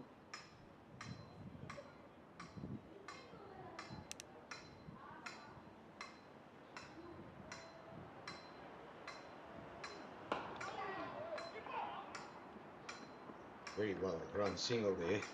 Straight to Thomas Carver. And a single picked up by the right-hander, Leteku. Yeah, good running between these two. Very impressed with the batters in this competition now. They rotate strike and make sure they take the ones where it's given to them or possible. Not just sitting there waiting for the boundary ball. Very conventional field for a power play. As we watch Majiza to Kim. And it's wide outside of through to the keeper, Yassin Rally. End of the first over, 4 without loss. It'll be very interesting to see who will bowl the first over from the Freda Street end. And it will be player number 14, the left-hander, Jared Jardine, who played today as a result of the injury to Kelly Smuts. Yes, the Badgers opting to keep the pace on here, as the Heat did the same earlier this afternoon. Jared found himself back, like you mentioned, after Kelly's little calf strain. So he was sitting on the side of the last 2 games, so he's itching to make a big impact here for his team up front with a new ball, Jardine. His field is similar, just deep square in the boundary and third man out.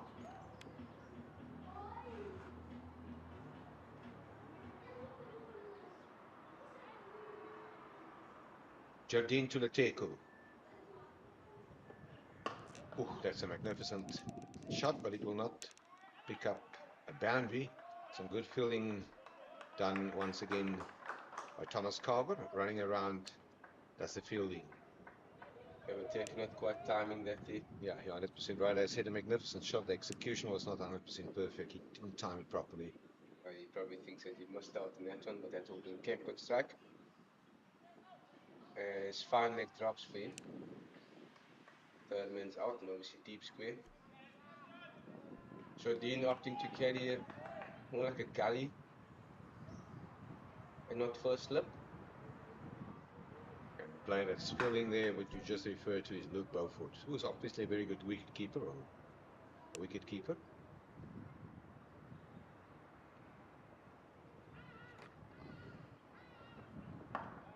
Good delivery from Jardine.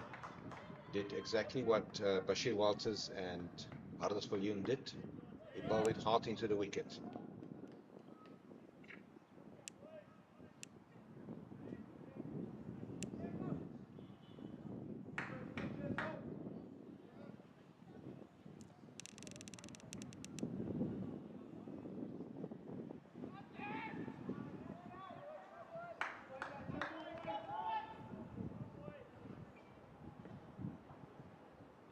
Jardine over the wicket to the left-handed Kim. And straight to Beaufort. Does the fielding. That flying gully, if there's such a position, fielding position on the cricket fields. Yeah, tight lines here from Jardine.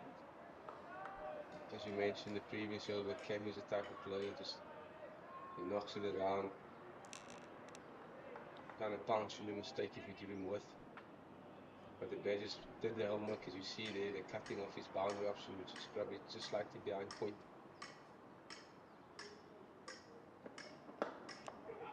Straight to Carl Jacobs, who does the fielding. And a dot ball. As you correctly said, Jardine set out for the last 2 games. He's a player that always backs himself. Yeah, very much a confident bowler. Strives on his confidence. He'll still be trying to make some breakthroughs here.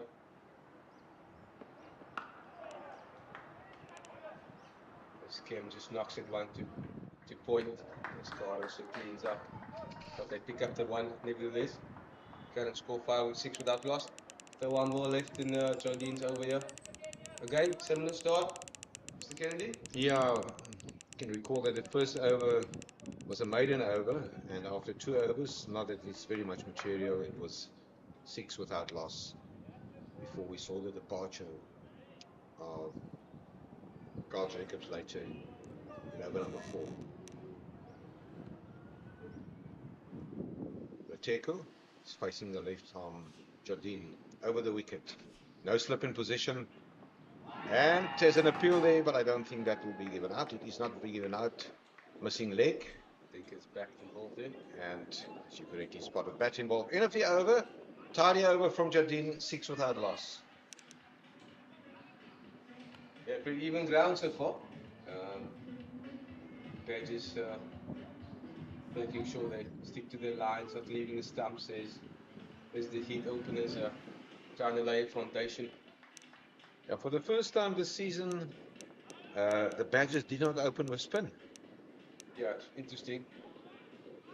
Again, they're sticking to seamers, but Giza is still in the attack. Third man, very wide, no slip in position.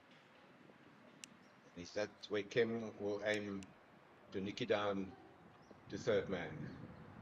Is he facing Machiza? Straight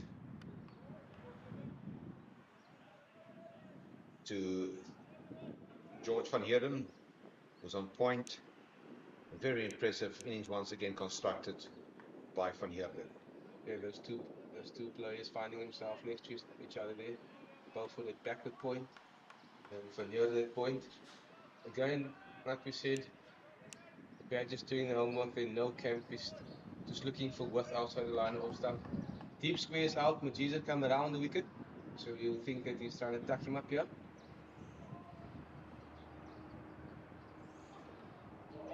And it's a great burst delivery.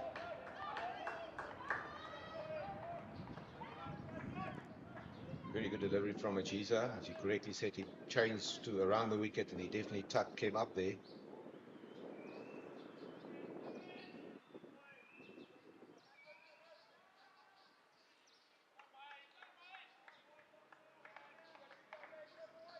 Quite a number of people in the stand, obviously very important game this afternoon.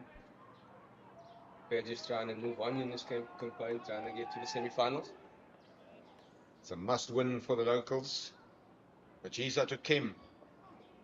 Once again, copycat of the previous delivery to the keeper, just missing the outside edge of Kim's bat. There's still some purchase for the seamers off the wicket here. Yeah, no, absolutely, exactly the same with the new ball as Viljoen and Bashir Walters did. Machiza, 3 very good opening balls in his second over. He bowled very well here last week, as there's some encouragement from the experienced Thomas Carver to the man they call Magic Machiza from Tembale to in George, running in to the left-hander Ernest King.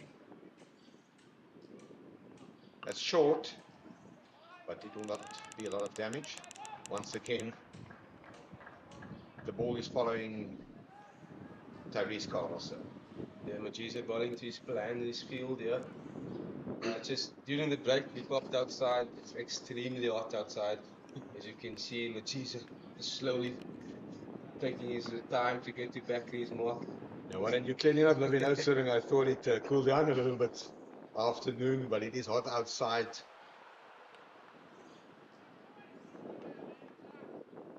Yeah, you can see Majiza's taking his time between balls, making sure he's trying to execute exactly what he wants at the top of the mark here. It's a good delivery, and that is a scramble single. Just missing.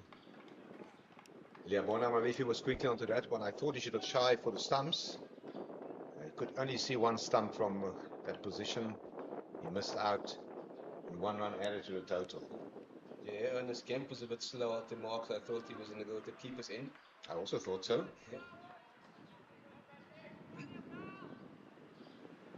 Yeah, but you're just trying to get out this over. It's pretty tidy. Only two runs so far. 1 ball left. Well on top of Kemia. Yeah, the injury to Slompo Muria Kamane opened the gap for Majiza as he bowled to Kim. And once again, very good fielding from Liabona Malifi as he moved quickly towards his right. But it will not prevent that the batsman take a single. 3 overs gone, 9 without loss. Yeah, not much in it. And As we as we see wicketkeeper captain Yasin Wali request a helmet. So that's an indication that Carl Jacobs will start his first over with spin from the Vrede Street end of the ground.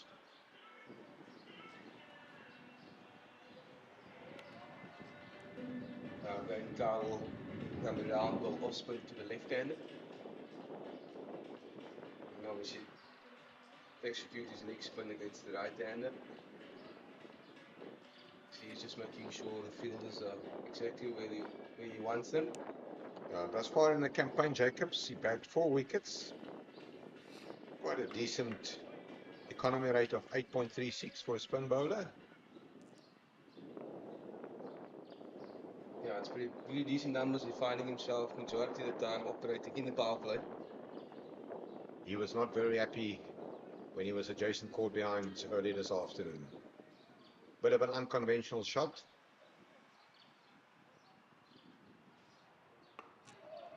And that will once again be a single. Liabona Malifi.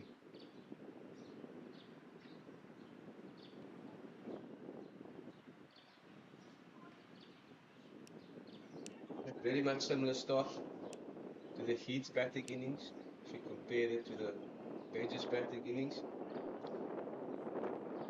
Players is trying to find themselves comfortable at least before they make a play as the batters. Jacobs ready to go. He's bowling to Lateku. And there's an appeal. I think that one was going down leg.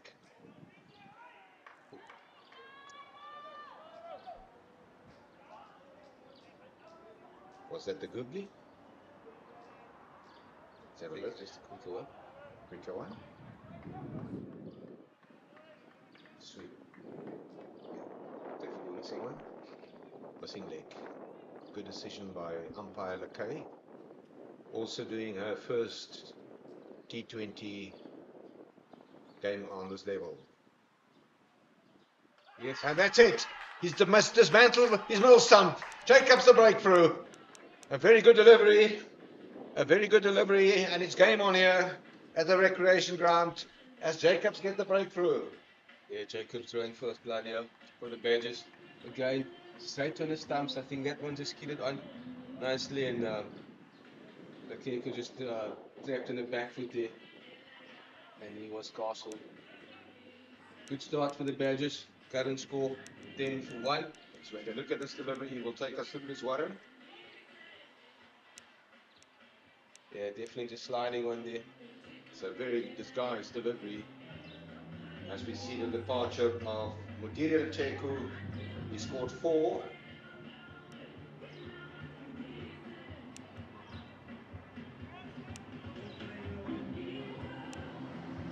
And that'll bring Ronan Herman to the crease. Also a young, great prospect. Played for Gauteng last season. Also a player that was on the radar of the Badgers, but he opted to move to Kimberley rather than Oudtshoorn. Yeah, very young, exciting batsman. Obviously quite used to batting up country. Slightly different conditions here. Ball slightly keeping low.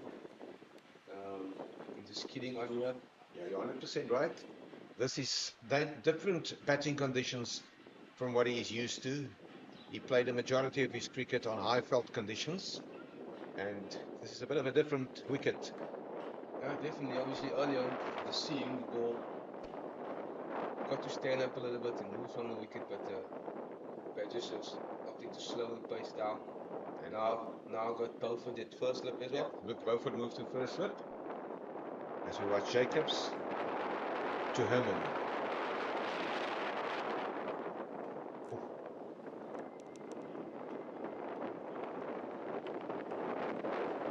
Jacobs full of confidence.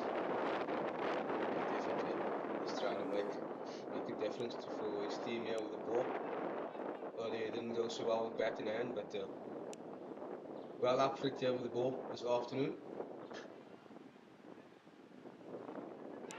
There's an appeal, but oh, that's a bit tough. Got two. As Lee Fantanzi dives over the ball. He's on fine leg on the circle. And what should have been a single is 2 runs to Ronan Herman.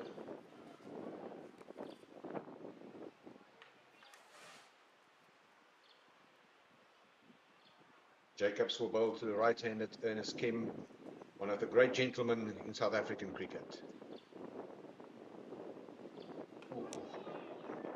He's definitely putting the pressure on here.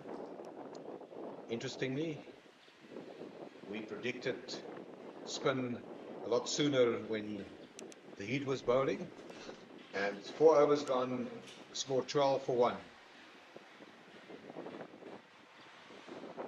Very good opening over from Jacobs. He only conceded 3 runs, and we will see Leabona Malefi. Right, yes. Leabona Malefi normally bowls from the other side of this ground, and he will now bowl from the commentary box end, whatever you want to call it, the side pointing towards the Swartberg Mountains. Yeah, if you Badgers support him, you'll probably pick up the previous game also. They mixed their bowlers up quite nicely. Again, here this afternoon, they've won at changing ends. Bowling from the opposite end, which is probably more comfortable bowling from the other side. But well up for the challenge here. Once again, Kim not connecting that one properly as the big Heath Richards does the fielding, but Kim will pick up a single. Leabona, only his 2nd season on this level. He emerged quite quickly onto this level, and he also adapted quite well. A few weeks ago, he took a blinder of a catch here against Limpopo Impala. Yeah, Leabona very keen, young back cricket player. He's trying to make a difference in his team wherever he finds himself, the opportunity to produce. So very exciting young talent coming through. Just the fielding straight to Herman. And that's what I like. But aggression shown by the bowler. Will he get into the mind of Ronan Herman?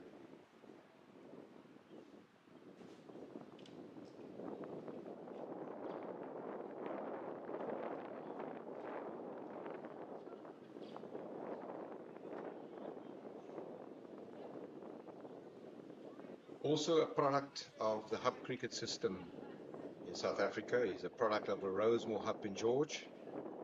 He plays his cricket these days for a club there, Pakkelstop United, who is dominating club cricket in the province for the past seasons or more.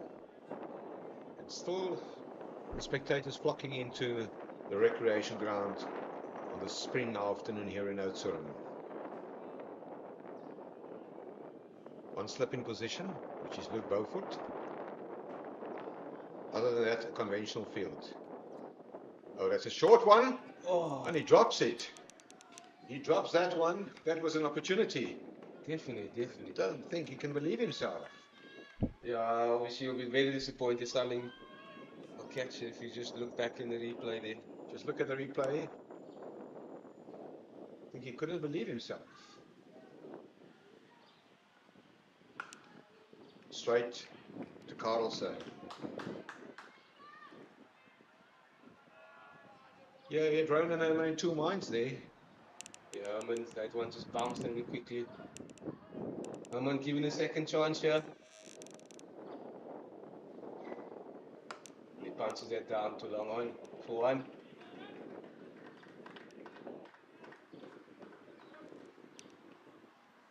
Will that drop catch be costly for the Badgers later on? It is a low scoring match. Drop catches.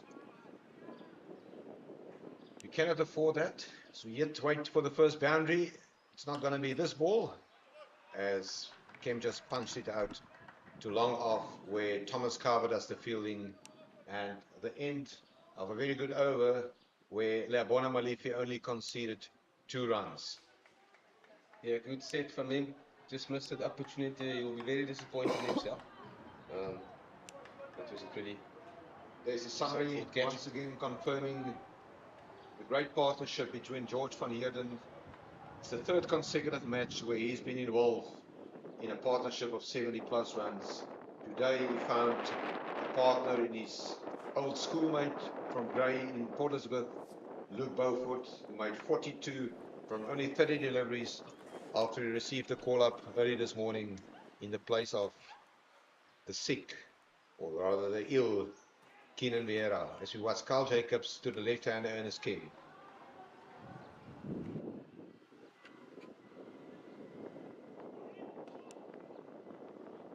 There's some work out wide for George van Heerden.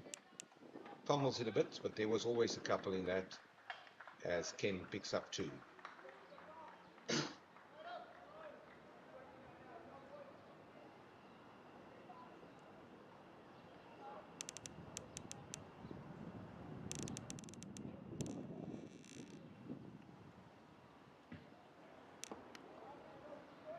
Another single to mid-wicket, in front of the wicket where Leabona Malifi does the fielding. We're about to finish the power play. Yeah, Cam is doing exactly the way his captain wanted him to play. Just knock it around. Thinks he's just going to bowl. They must have taken something from that big partnership that the Badgers had. Jacobs to Herman. Didn't connect that ball properly. Yeah, just trying to exit long off there.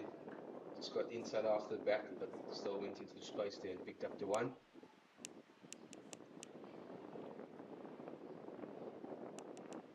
3 more balls in this, the 6th over. Jacobs will bowl to the left-handed Kem.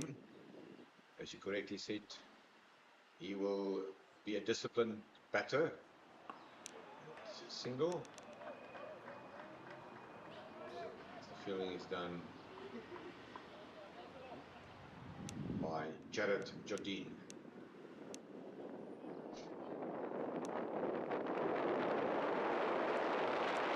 A few changes to his field. Brought long off in and dropped long onto the boundary for the right-hander Ronan Herman.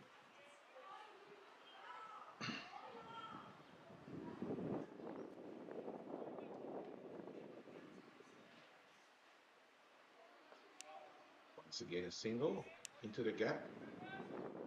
Very good stop there. Thomas Carver preventing overthrows. We saw some overthrows in the Badgers innings. As Jacobs will bowl the final ball of this power play.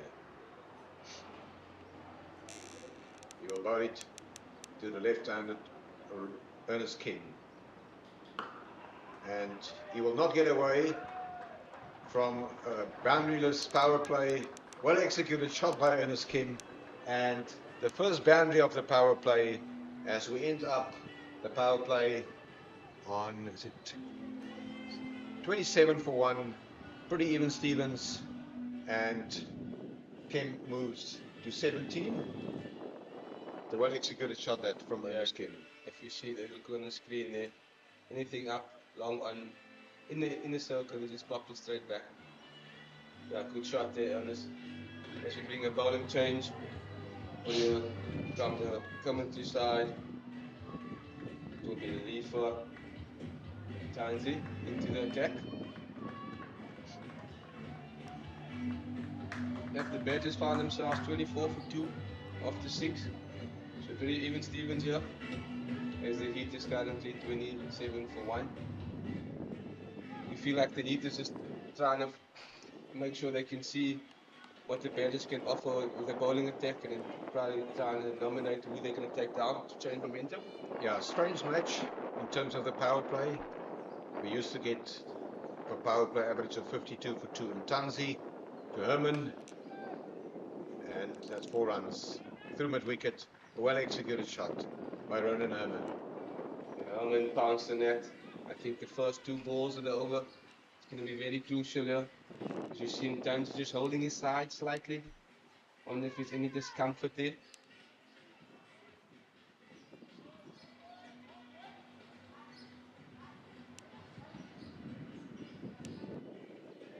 Look at the replay there. Just slightly inside our foot back, but Herman will take that. And Tansy to Herman. It's a much better delivery. Came back well. And Tansy does not look happy here. I think he must have pulled up something here. You could see the cringe there, the discomfort after delivering the ball. Yeah, we saw some very hostile fast bowling earlier today from Hardesviljoen, Zakwabe, and Bashir Walters. Tansy, once again. There's definitely some discomfort there. Kwesi Khumedi sidelined thus far this season for what seems to be a similar injury. And Tansy runs in to Ronan Herman.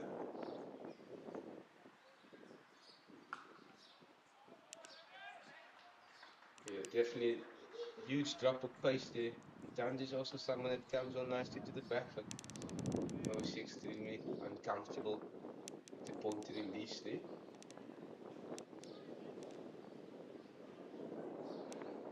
So obviously Hardes missed out earlier. Pretty still missed ball to the 3 overs. Will this play different if Tansy gets to miss out the rest of his spell, because like we said, he looks pretty uncomfortable at the moment.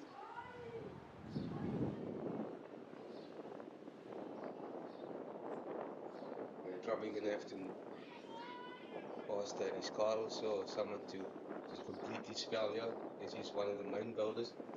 Therese Carlos bowled quite well in his London on Saturday. Very economical, good variation of pace. Drops this one short. He's got away with a dot ball. Campbell also flew that he missed out on that one. Yeah, slightly short, but he took the pace off it. As Cam just shows the hand side to his partner there. Into the wicket with pace off. Well, the field also suggested he will do that because it's a deep point and it's deep square leg boundary fielder. Yeah, backward point on the boundary in front of the clubhouse.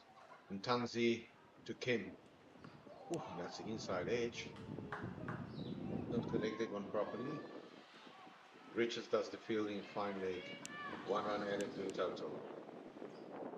Yeah, and Tansy quite clearly showing that he's going to take pace off the ball. As earlier we saw Hardes and Bashir Walters opting to hit the wicket wide with some pace on it. Yeah, for a change, we saw some very hostile pace bowling today, shared between Bashir Walters and Hardesviljoen. Sintomaji's are not the same intensity of pace, but he also bowled quite well. As we watch Tansy to Herman, who drives to the offside towards the left of the fielder at mid-off, that is Thomas Carver. It will not prevent a single, and 7 runs from Ntanzi's opening over. And we saw the physiotherapist around the boundary, but Ntanzi seemed to be fine. Looks like Ntanzi's going to leave the field. His replacement comes onto the field. Beckham Oudtshoorn. Yeah, that's a shame. It's a pity.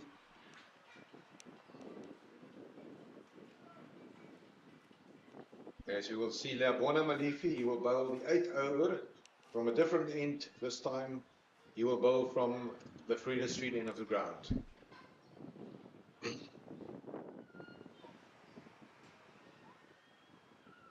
$34 for 1 after 7. That required rate is above 8, and Ntanzi definitely in discomfort. You can see the strapping on his side already.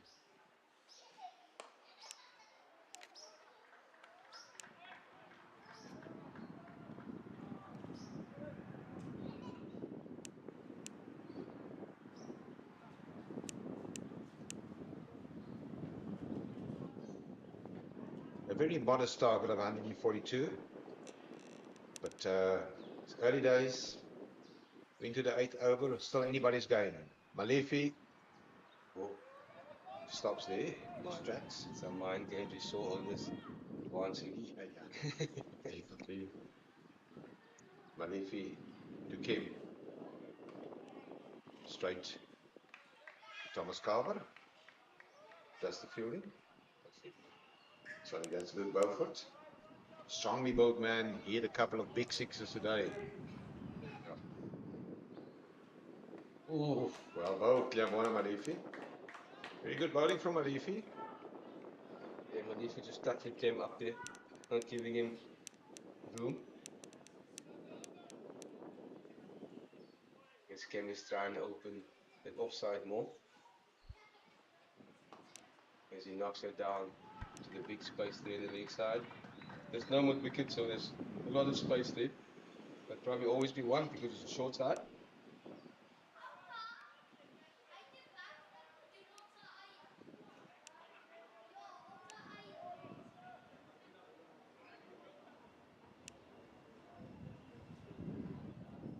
Ken Malefi finishes his second over strong. It's good delivery, but it's not preventing a single. Yeah, Herman and Clem just quietly building a partnership currently on 26. They feel like they don't have to do anything out of the ordinary. Just build a partnership like the previous two batters did for the Badgers. Two very experienced players.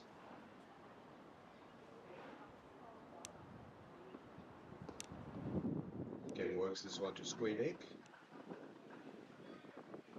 Yeah, you can sense that they know it takes one partnership to get to that 141 big partnership. So they're playing it nicely. No risks really need to be taken at this stage. Current score 38 for 1. As the Badgers was 38 for 2 at the current moment. So at this stage of the game.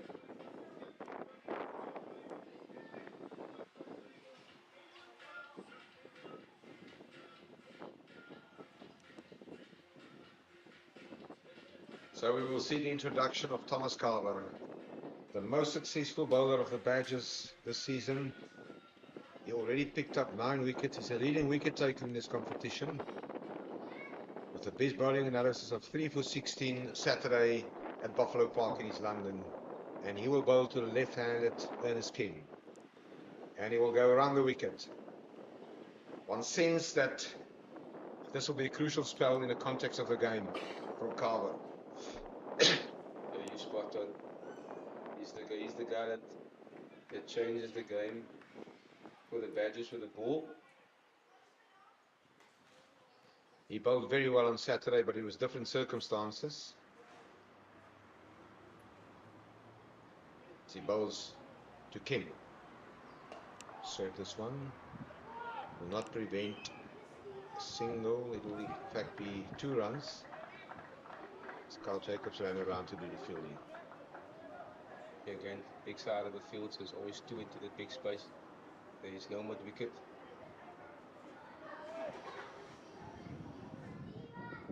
Will immediately change to over the wicket to Kim. On the other hand, the Heat batters will not want to allow Carver to settle in. I think they will be happy taking the ones. They're probably doing this to make sure that one of the bowlers will have to bring one fielder up from the boundary just to see if they can force him into a foul shot. So they playing it nicely, waiting for the badgers to make a field place so they can bounce on that boundary. Quite clever batting at the moment.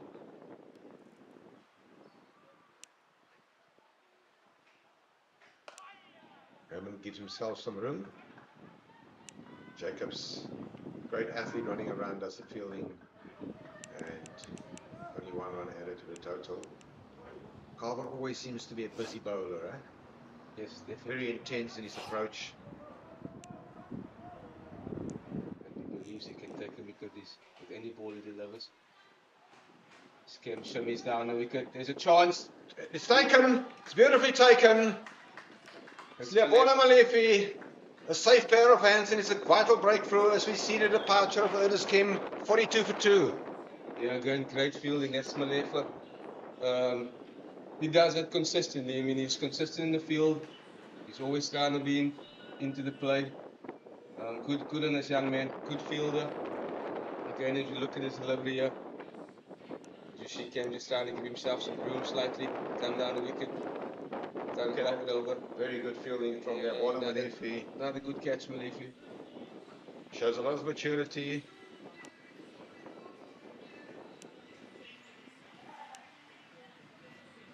So again, the captain, Asbrook to the crease. He is a very experienced player, Ron Asbrook. Man that studied at the Northwest University in Potchefstroom. He played for the Lions, and then he moved obviously to Limpopo, where he was the captain of Limpopo Impala when they won the same competition last year. He's got a pretty decent average of 31 and a strike rate of 129 with 2 half centuries. So Rowan Asbrook will be a key batter for the Northern Cape Heat.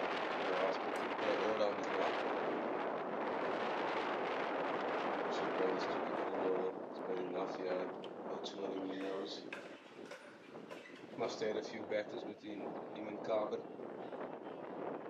Current score 42 for 2. Carver well on top here.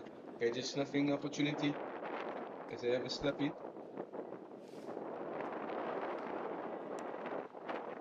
Asbrook knocks it down there to deep point for 2. A long boundary. It's about 75 meters to where Jacobs does the fielding, and Asbrook is off the mark.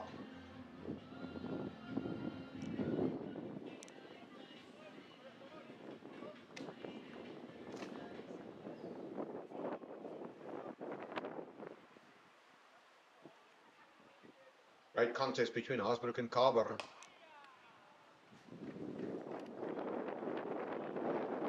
Just pushing right to deep square for 1. It's the end of the over. It's 45 for 2 after 9. Batting at exactly 5 runs to the over, and the required rate, don't think that should be a worry at this point in time. It's 8.8. Okay. Quite similar between the two teams at this stage. Only 2 runs in it. As Malefa stays in the attack.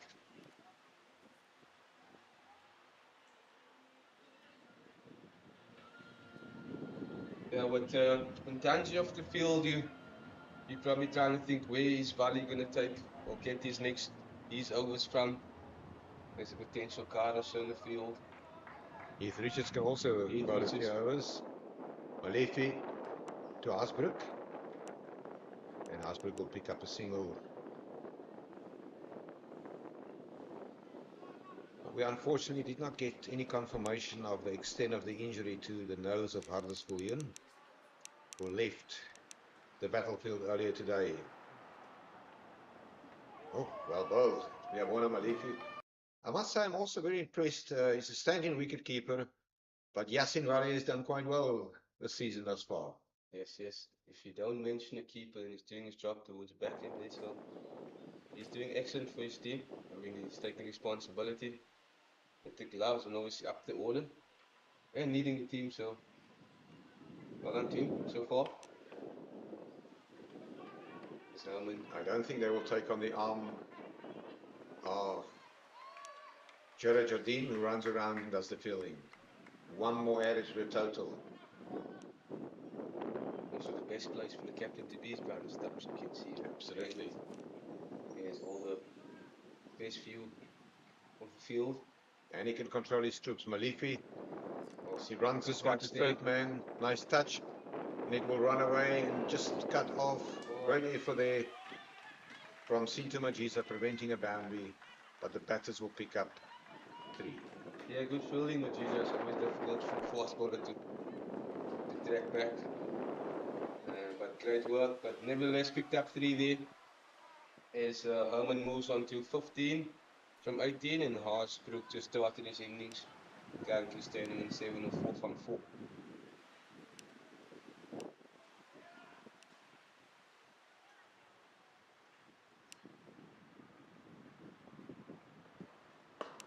Great stop from his own bowling. Did not connect that one properly. Yeah, that also previous runs brought the 50 up for the hit.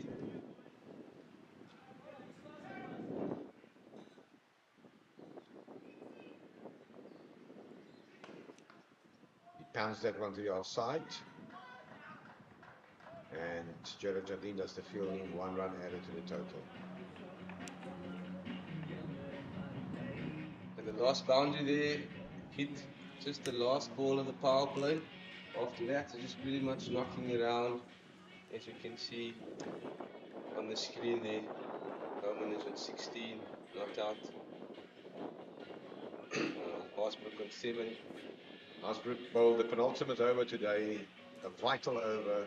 He picked up 2 wickets from 2 consecutive deliveries. A very late introduction himself, as we will see Thomas Carver bowling his second over. And he will bowl to the right-handed Herbert.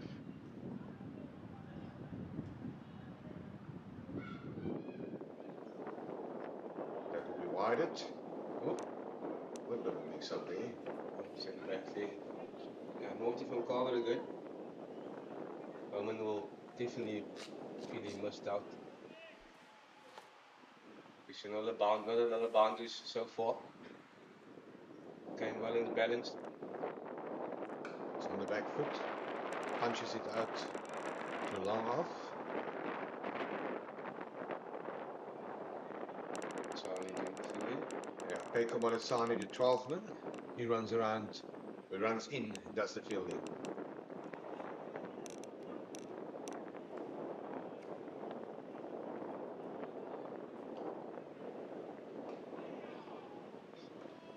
Very good delivery from Carver. Will not prevent a single. Yeah, Carver opted just to take the ball away from the right end. It's not 2 good looks in a row. Obviously trying to make him into the bigger side of the field. Carver, very clever bowler.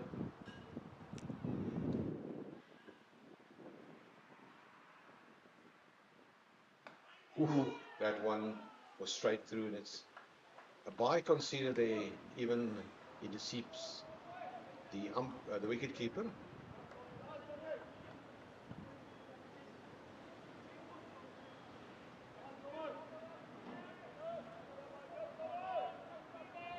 So quiet. Yeah, and you're waiting for that punch to be thrown from the batters. As Carver comes in. And another wide ball by Carver. Going any back there. The run down for 4 there, fine leg, short fine leg is from Giza. He's you can see the heat's getting to him. Short fine leg is Giza finding himself, Carver. To Haasbroek, and he goes. That's a chance there. Malifi's underneath it. He takes a catch. That's the departure of Haasbroek. Yes, again Malifi in the game. Carver strikes. Another wicket down for the Badgers. 56. For the Heat, 56 for 3. That's a very important wicket in the context of this low-scoring game. Leabona Malifi kept his composure, and Carver strikes. Yeah, Malifi always finding himself in the game. He places himself where the busy part, where the ball, you can expect the ball to come. Great awareness from this young man. Again, Carver opting to leave the right hander, gone straight up. And with You can see Malifi kept his eye on the ball, And that's a textbook coaching manual catch taken by Leabona Malefi. This game is going to get interesting now as we're reaching 10.4 already. It's only 56 for 3. Still very much in the balance. Yes, and the batsman that enters the crease is CSA Climax. He's currently sitting on an average of 145. He was only dismissed once, but he's got a higher score of 76 thus far this season. He is a man that can hit a long ball. Yeah, Kleinhans is someone that be a striker with the ball. Big, tall, strong left-hander. Carver again the man to bring the breakthrough for his team. Exactly what he's been doing right through the season. His current figures is 2 for 12 and 1.4. Yeah, they've got plenty of left-handers in the batting lineup. And CSA Kleinhans is a confirmation of that. Carver 2 balls to go in this over. He already bowled 2 wides. He won't mind because that's extra balls where he can get wickets. Oh, another great delivery from Carver. And that is not what the batters would like to happen. If Thomas Carver gets on top of you, you're in trouble. Yeah, definitely. I think, yeah, now they're opting for a slip. I thought that they... Nope, we're just running past the keeper. It's going down. Luke Beaufort is Another point and a wicket up.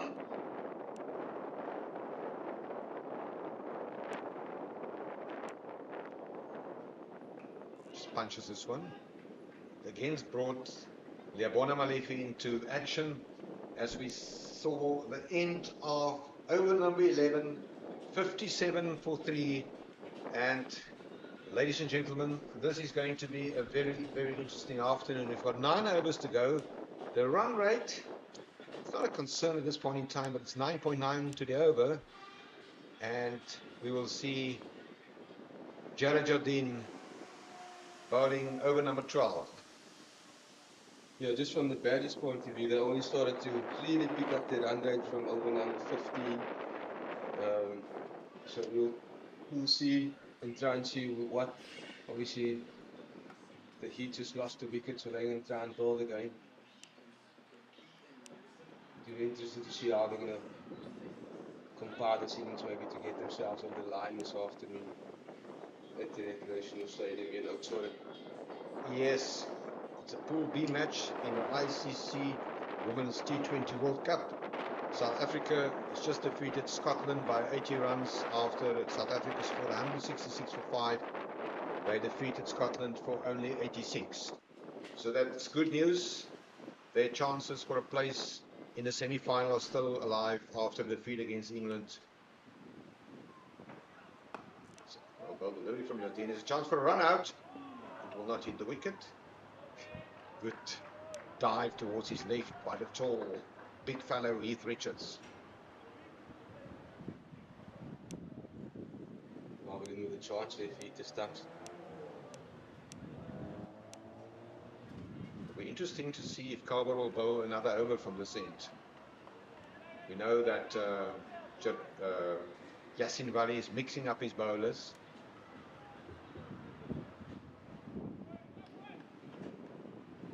So he'll bowl around the wicket to the right-hander, Ronan Herman. Yeah. And he bowls him! He destroyed his woodwork! Yeah, again, I think there was space taken off there. What bowled Jared Jardine. That's a crucial wicket. Hit the top of middle stump. Paddy's well on top here. They're sniffing opportunity. What bowled Jardine. Now, Jared Jardine, he shows a lot of promise. He's a competitor. He always wants to play. He was obviously not very happy when he was told to sit out. And he struck with a beautiful delivery to get rid of Jordan Herman. Yeah, this young man's taking his opportunity again. Like you said, maybe felt a bit hard done by sitting out the 2 previous games, but he's back and taking the opportunity. And it's 58 for 4. We've got Kleinhans on 2. And we're into the 12th over.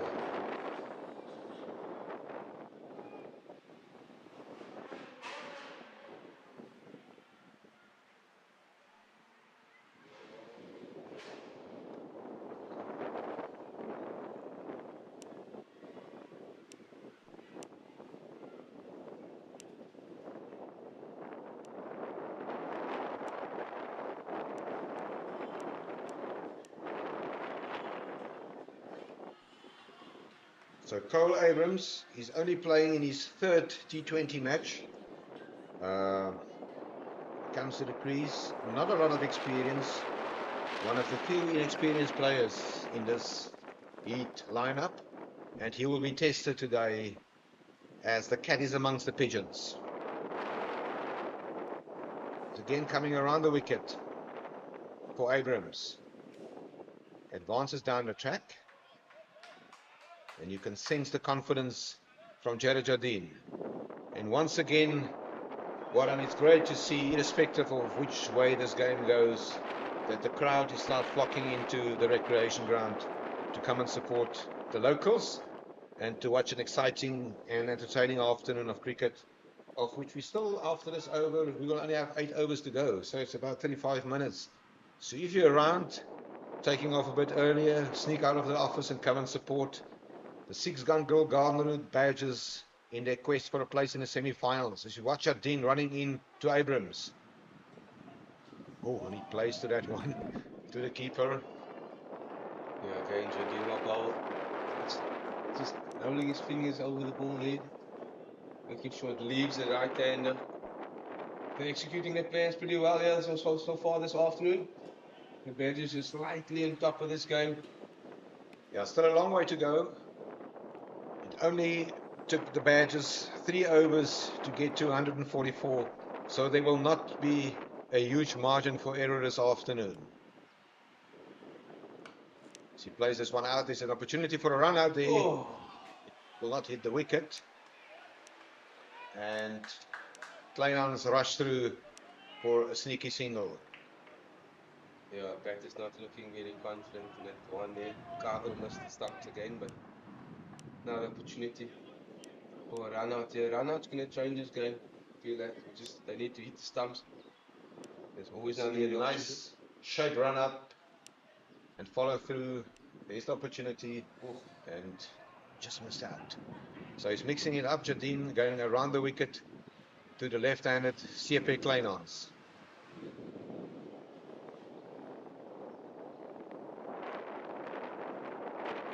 It's a well-bowled delivery, keeping the pressure.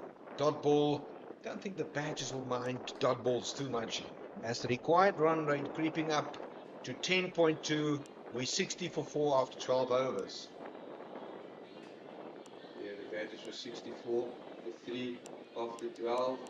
And they also found the Heat finding himself in a similar scenario here, just trying to build. And like my commentator mentioned, it was that over number 17 where things started changing. I like what I'm seeing here, and that is that the danger man, the strike bowler, Thomas Carver will remain on strike. They've got the Heat against the ropes. Can they throw the knockout punch? As we watch Carver in to Kleinans. That's a single.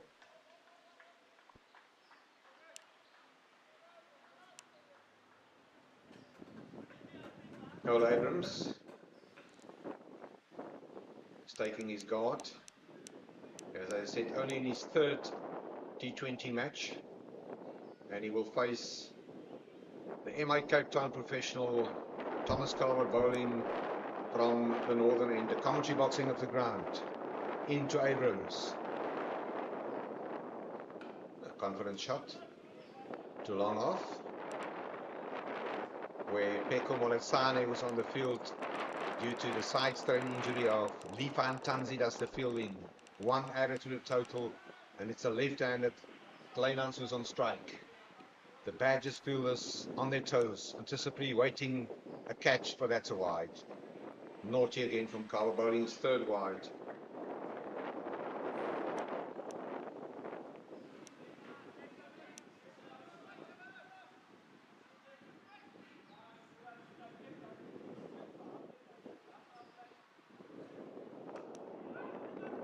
Malifi. And the moment Malifi touches the ball, the call from the batter was no. Yeah, but if he's good fielder, Very good fielder. in the ring and on the boundary. We'll definitely see him again in action. He's still got some overs left.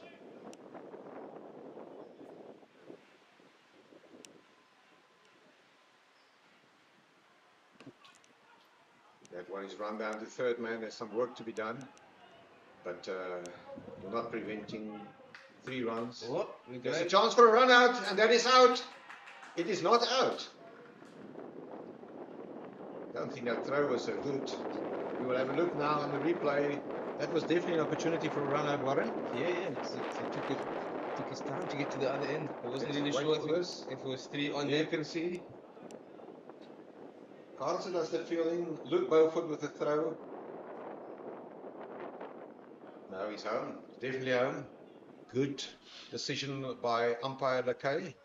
We got excited here in the commentary box, but we will always be objective.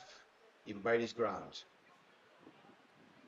Talking about objectivity, I really think that the Heat bowled very well for 17 of their 20 overs as Abrams played this one just back to the bowler.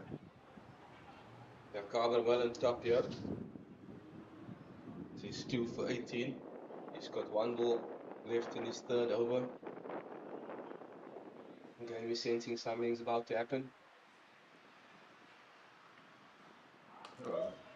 He got hold of that one, and that one is not into the river, it's over the river. Yeah, it's a big shot. Well over the roof of the clubhouse there. To the right on your screen. I think that's the 3rd ball, but Abrams waited nicely for that. Yes, he did. Well executed shot, Cole Abrams. As we've got 8 overs to go, and the run rate is 10 per over.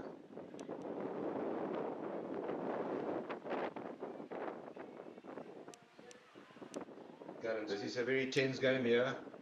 Current score 72 for 4. And Warren, you've got it comparatively after 10 overs, the Badgers were 68 for 3. Slight advantage. Yeah, I think that those overs there were Beaufort starting to attack the first 2 balls of the back end of the Heat's bowling innings.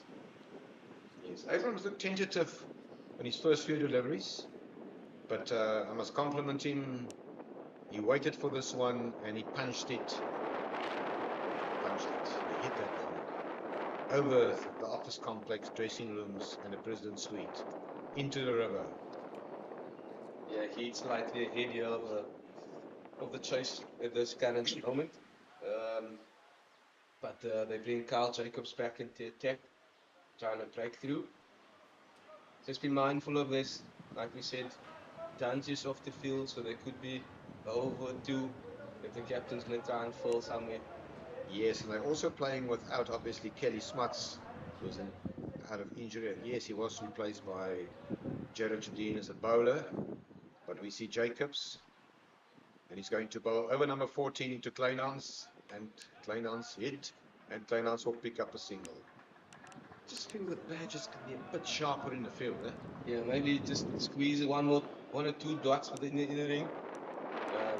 But again, it's that time of the game where the Heat's probably just trying to knock it around, make sure the Badgers bring someone tighter so they can pop it at the top.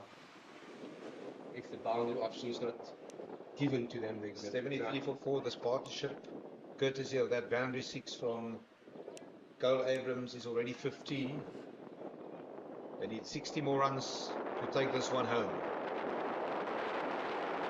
Al Jacobs into his 2nd over. It's a quicker one, and that is out. That should be out, should be taken. No, it's a 6. That's a massive hit. That is a long boundary, and Abrams, he got a hold of that one. Yeah, it's a good 76-meter hit there. Carlson thought he was in the business, ran forward slightly, but it went over his head for 6. That is a magnificent shot, a powerful shot. Carl Jacobs, game on here. Cole Abrams. Yeah, single. Okay, so they're going to pick up 2 here. Yeah, they will definitely pick up 2. A lot of space there. Sensible batting from the young player. Good brain on his shoulders. Got a boundary. Got 2 maximums basically back to back, and then got 2 after that. Good batting. Jacobs under pressure. Yeah, he's under severe pressure, bowling his 3rd over. He already conceded a boundary 6 as he runs in to bowl to Abrams. Abrams gave himself some room, and Malefi, that is naughty. That is very, very naughty. Leabona Malefi, normally a reliable fielder.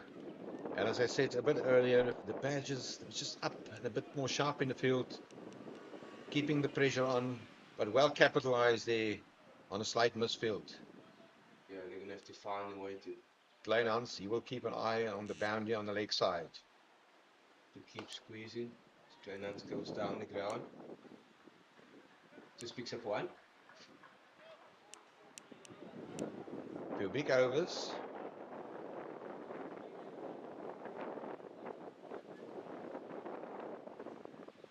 Very tense afternoon here. Remember, there's a lot at stake here. The team that will win here today will progress to the semi-finals. And even by the look of things, they can have a home semi-final. Oh, that's well bowled from Carl Jacobs. It's a good comeback. I also think that he must out there because he picked up the wrong one, but just skid it through quickly. It's That the was end the of last the one. The partnership already 25.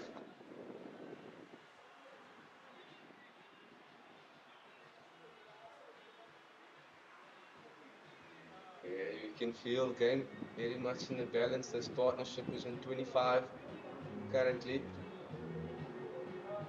There's a little meeting between captain and Machiza as they're trying to find it over or extra 2 overs from a bowler. So Machiza back into the attack from a commentary end.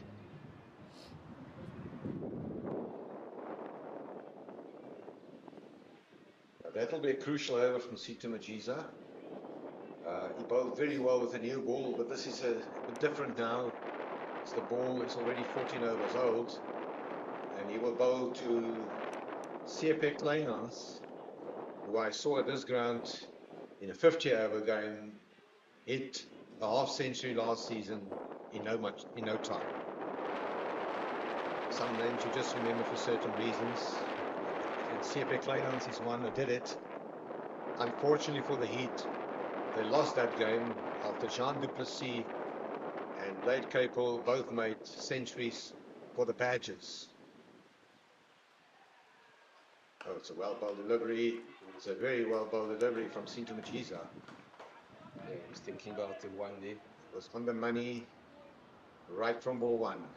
Yeah, Machiza going his field is telling you he's going to tuck up this left hand and finally up to the boundary.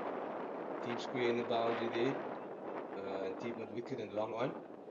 And just sweeper on the offside and long off on the offside on the boundary. The required run rate is 10 per over, but the partnership for the 5th wicket is already worth 25 runs between Kleinhans and Cole Abrams. Machiza, there's another opportunity for a run out. It's straight to Leobona Malifi, but there was no cover at the wicket on the non-striker's end. Hence, Malifi decide to not take a throw or a shy distance.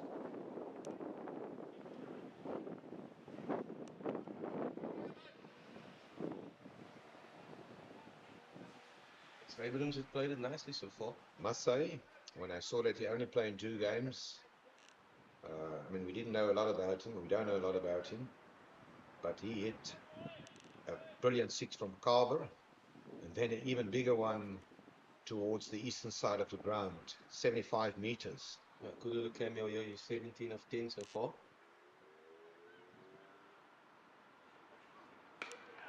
That will only be one. Down to a wide-ish backward third man, where Tyrese Carlos does the fielding. Yeah, Carlos normally does a lot of running. yeah. That side of the field is well known for Tyrese running around. Abrams was looking for 2 there. Kleinhans decided to send him back. There's Machiza throwing back to his marker here. It's going to bowl around the wicket for the left-hander. It's a test of character for Sinto Machiza. Didn't bowl well in his London. What can he do to Kleinhans? Very lucky to get away with that. It's only going to be a single or leg by, so we'll keep an eye on umpire Andre Willefeer. There was some bat involved by a seam of things. Yeah, there was some bat involved. I thought he'd get away with that one. Only a single. Oh, there he signals leg by his umpire Andre Willefeer. So no batting ball. I was just looking at the body language on Majiza. The heat's getting to him. He will have a cold shower and most probably a cold one out from a green bottle later this afternoon. Will there be something to celebrate as he runs in? Oh, that's a well executed delivery. Sinto Majiza, well bowled. Took a bit of pace off that ball. Yeah, well bowled in Majiza. Base off it on the fuller side. Yeah, you can definitely see that the heat has taken its toll on Majiza. He's still got an over left. How much fuel has he got left in his tank to take the Badgers to the semi-finals?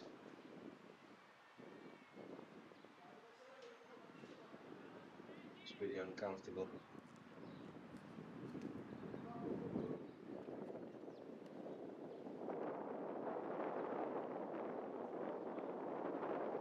Oh my goodness. No, we get hold of that one, and that's another maximum.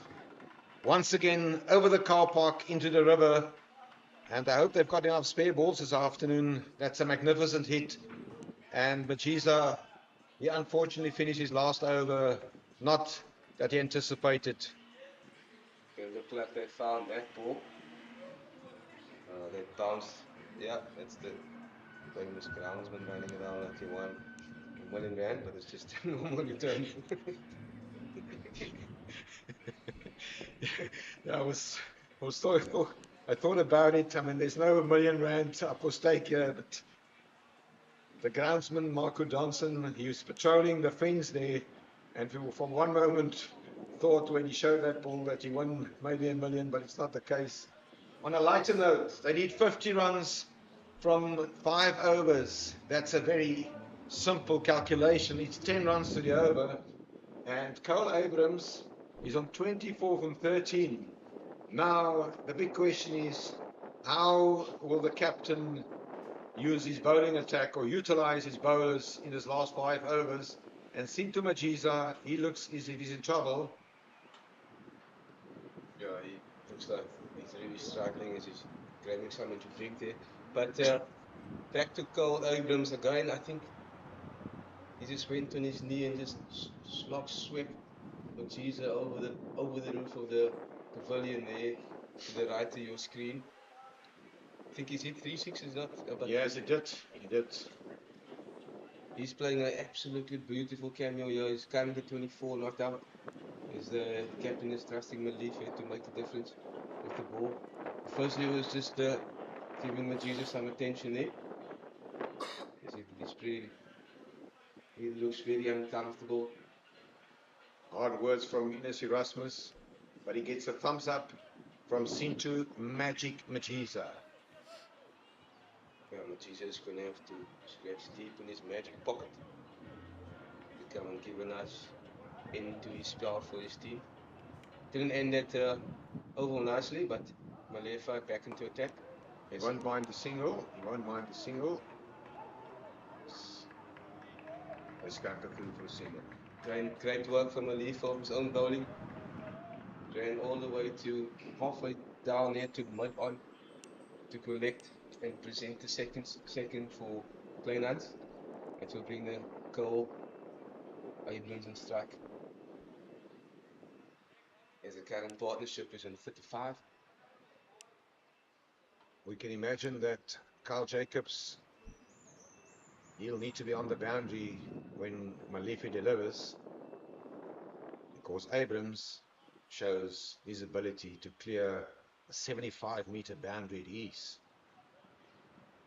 Yeah, Cole's got nice long levers. And he's not scared to make use of them as he opts to play a reverse sweep button. Just hit this pad, pitch outside. And if gets away with the dot ball. Again, quite a big space on the leg side to the mid-wicket area. For Abrams. As he gives himself room, he smacks that through, cover for 4. On ball short. Yeah, Abrams is playing a very, very nice knock here for the hit. Good knock, very good knock. Only his third game on this level. Yeah, the badger will trying to make him hit down the ground and not scream a wicket. It looks like he's pretty strong. Scream a wicket. There's this. And that's 4 more. Well executed shot from Cole Abrams. And Malifi, it's a test for him. And I'm looking here at Sinto Majiza.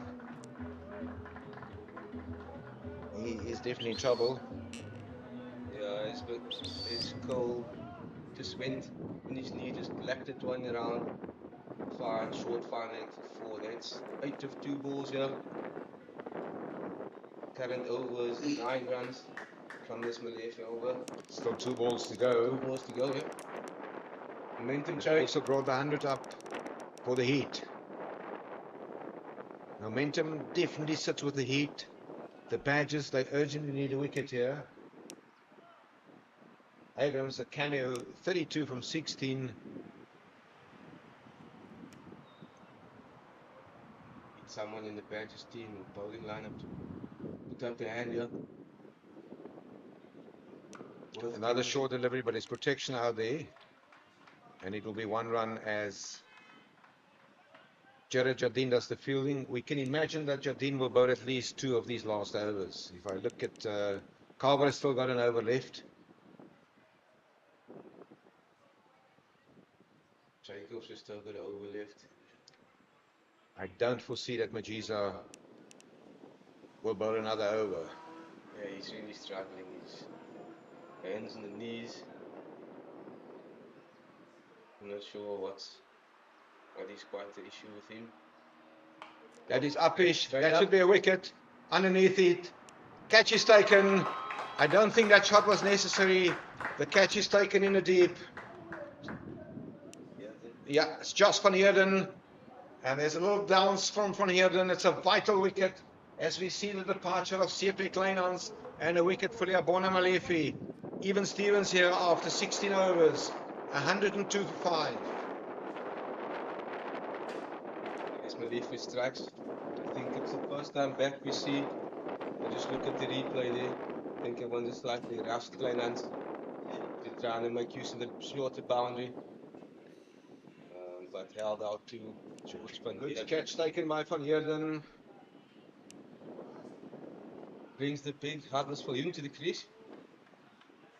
It's going to be an interesting afternoon as we see Huddersfield coming to bat. He can hit a long ball. And I'm very glad to see him back after he got that nasty blow of a kookaburra on his nose earlier today. Over bowled. And we saw 10 runs from over number 17. They still need 40 from 4. Malefa getting the breakthrough there for the Badgers. Exactly what they wanted at this stage of the game. Just be mindful of when the Badgers were batting. This is when Beaufort and Van Heerden just started to push on a bit further with the run rate for the Badgers. But the Heat is finding himself with Abrams on 33 from 17 and a new batter. Quite interesting last sort of 4 overs here in this game. Mr. Kennedy. It is going to be interesting as we will see Jared Jardine bowling his second over. He will definitely bowl another 2 overs. And I foresee that Carver will bowl another over. And will Malifi or Jacobs bowl the last over.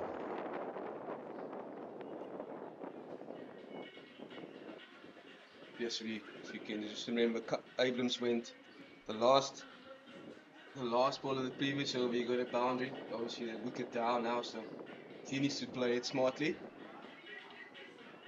A lot in stake here from this game. Both teams fighting for semi-final spot this afternoon. So you can feel the tension building around the ground as we're getting to the back end of this very important fixture this afternoon at the recreational sports ground here in Oudtshoorn. As we watch Jared Jardine, he bowled a very good opening over where he got the wicket. As he runs in, he will bowl to Cole Abrams and he will at all costs protect the leg side boundary. Abrams will pick up a single. Badgers, they need to restrict boundaries here. Oudtshoorn, a very, very experienced cricket player. It's definitely not the first time in his career where he walked in and he needed to bat a 10 and over to take his side over the line. Yeah, this well known for his big hits if he connects him, so then we'll try and make him to the bigger side, it's the right hand side of the screen, there's a smaller boundary. We've got Peko Moletsane on the long on boundary and George van Heerden at long off. Jardine probably taking pace off here as he runs into Viljoen. Only a single. He got that one to fine leg where Malifi is on the circle, does the fielding. As you can see, there's Majiza. Okay, Sinto Majiza. Sorry for that. Well done, Sinto Majiza. He is definitely struggling.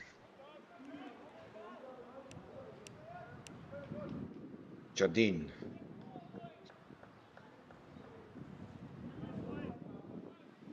Number 14 on his back as he runs in to Cole Abrams.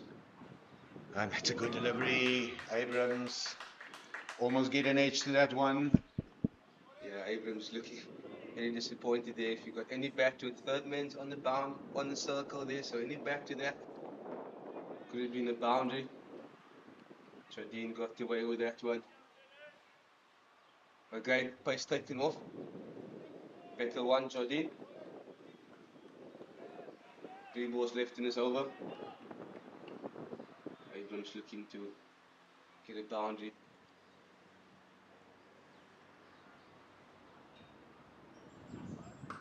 He will not get a boundary. He will get a single as Carl Jacobs runs in from the boundary. On the offside does the fielding. 1 run added to the total.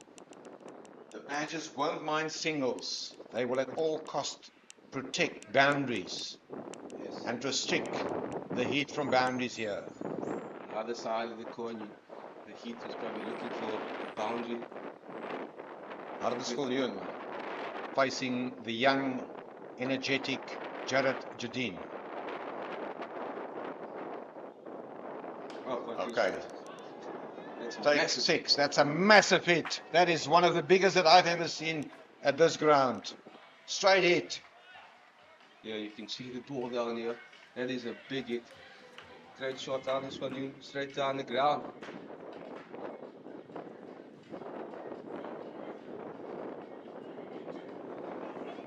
Yeah, it's not often you see a batter clearing the side screens here at the pavilion side. He hit that one into row number F.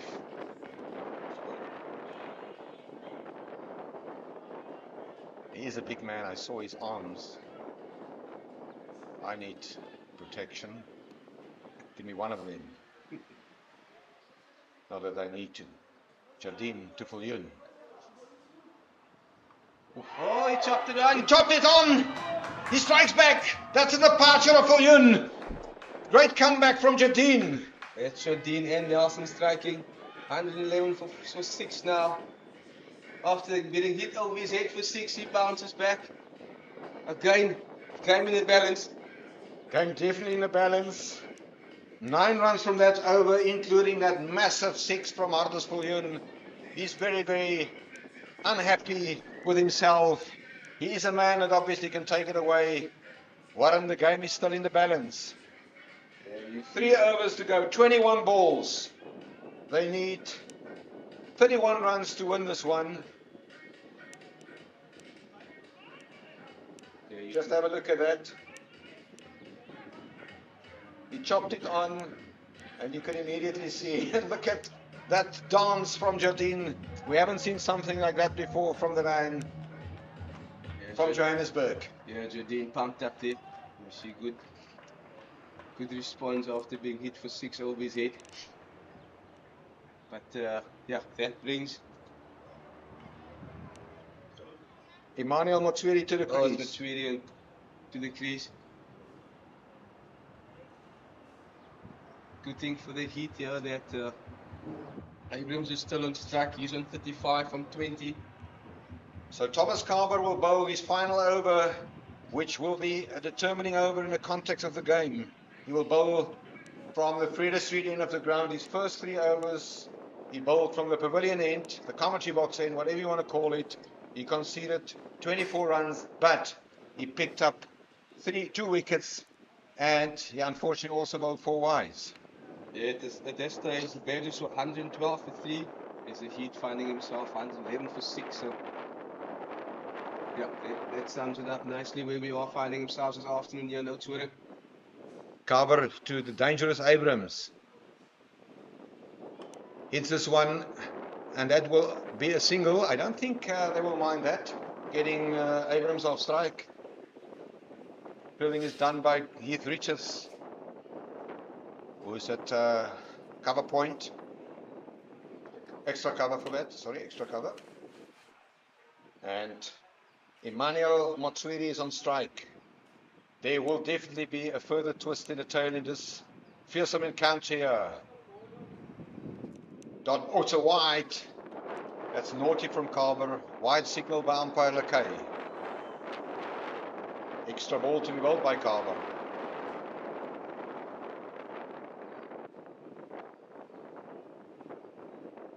Third time Carver's bowling in this game from that side. Correct. Oh, this stumping is gone. That's a very good stumping, executed by Yassin Valley. Very good wicket keeping. We spoke about his wicket keeping this afternoon, and in a flash he removed the bails. Yeah, pressure on now, pressure on. Badgers well on top here. They're sensing something coming their way. Carver strike off for the extra ball there.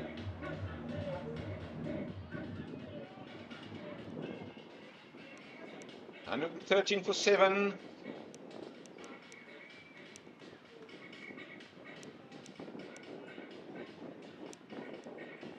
Cole Abrams. Really good hands there from. Yeah, very, very good hands. We spoke about it.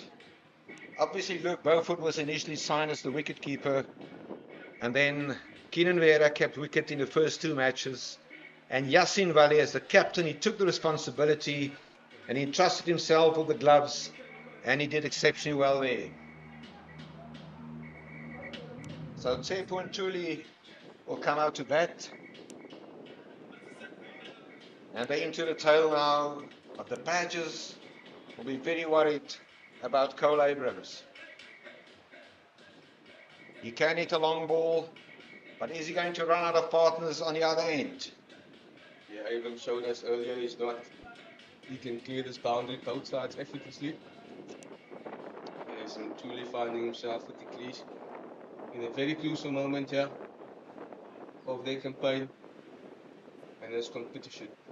And the emphasis is on effortlessly. This is how he hit it. Tuli taking strike. Thomas Carver again picking up 3 wickets, which makes him the leading wicket taker in this competition. He is a strike bowler. He's running in from the Freda Street end to bowl to Tsepo and Tuli. Will there be a run out? No, there will not be one. So scramble through for a single. Carver intense and competitive, very hard on himself. One says every single ball will be crucial in a low-scoring battle of attrition, and Abrams just confirmed his mark there from umpire Lakay. Carver runs in. It's pretty close to wide, but it's a dot ball.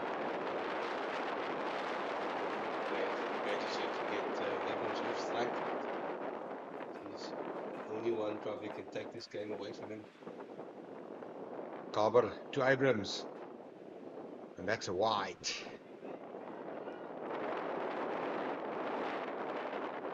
Never a moment to relax in this last 5 overs. As Carver bowls another wide, his second of the over. He's got 2 balls left. Don't want to give away anything, either side. Abrams, there's a lot of responsibility on his shoulders. It's a dot ball. Abrams furious with himself there. Must out. I just feel that Jared Jardine was patrolling that boundary. He can come into action here. Abrams hit that ball like a rocket. They will like to keep Abrams away from strike. He will pick up a single as he hit that one. And the end of an over where Calvert conceded 6 runs. And the required rate now 13 from the last 2 overs. That concludes the spell of Calvert. 3 for 29 in 4 overs. We've got 12 balls left. And this is going to be very interesting. They need 26 runs to win from 2 overs.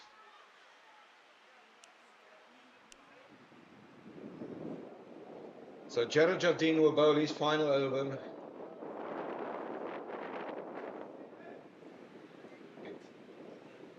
Some movement, maybe there's a slight little breeze here coming into the ground.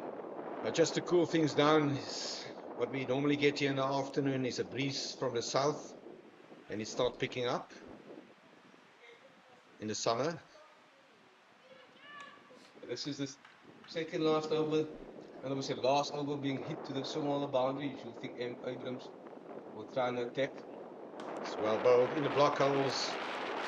The penultimate over, which has been bowled by Jared Jardine. He bowled quite well this afternoon. He picked up 2 for 15. He got the wicket of Hardus Viljoen and of Ronan Herman. The one with Herman was an excellent delivery. And he's got Tepo and Tuli on strike.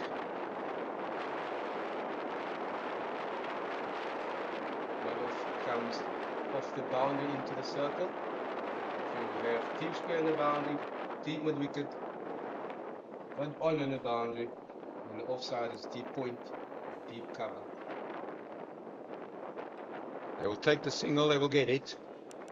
To get this one to the offside. And that will bring Abrams on strike again. So Abrams going to take on that small boundary. He's 38 of 25.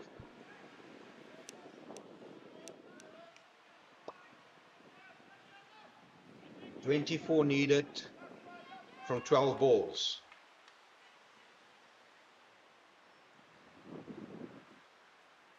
Abrams on strike. Boom! That's 6. 6. What a great, Effortlessly. my goodness, that's a great wicket shot. Just Yeah. a punch down the ground. This Abrams is very impressive. He moves to 46 of 26. What a great shot that was. You all think that he will target the short boundary, but he went straight. Great option. Great shot, Abrams. Yeah, he's also a very good fielder. We saw him today. Effortlessly.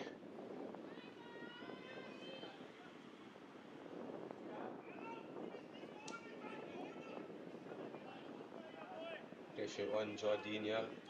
Huge pressure.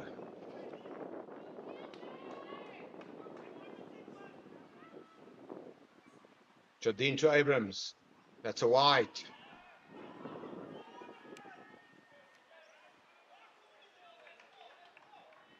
"17 from 9 balls.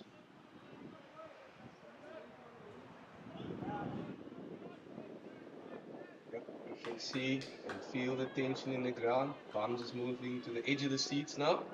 Even us in the commentary box. Jardine to Abrams. 44 from 26. It's only one. It's only one.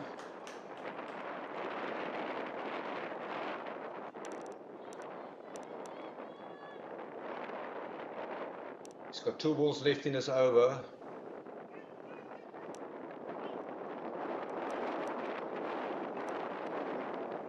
You're going to look for something more than 1 here. That'll be a bonus. So who will bowl the final over? Will that be Carl Jacobs? Question.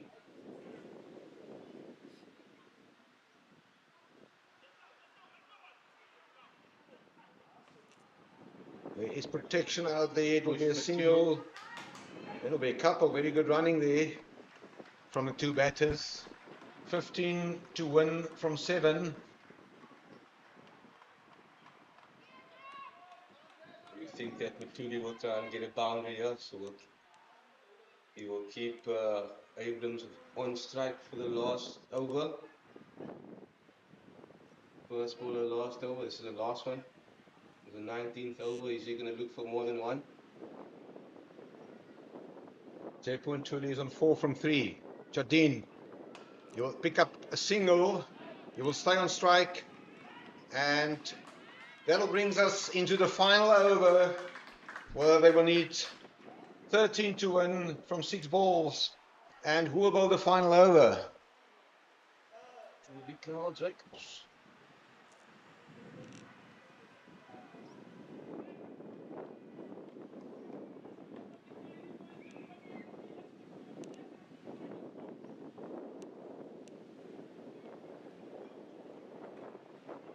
Jacobs bowl the last over. Don't think they will bring Jardine back. Yeah, Carl Jacobs interested to bowl the last over here.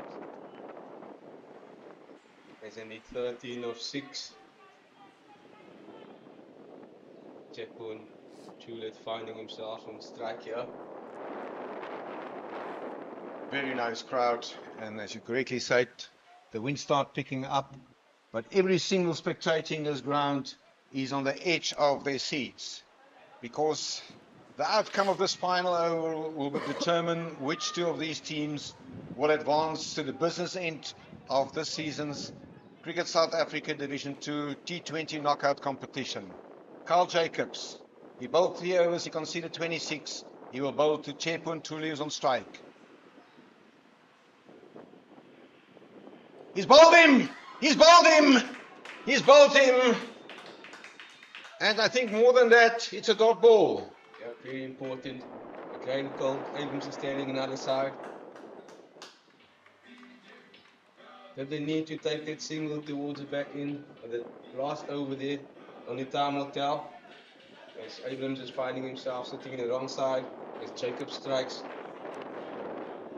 And then 13 of 5. There's the big hitter. There's Walters finding himself walking to the crease. He's found himself in familiar territory here. He did, and he won the game for the Badgers.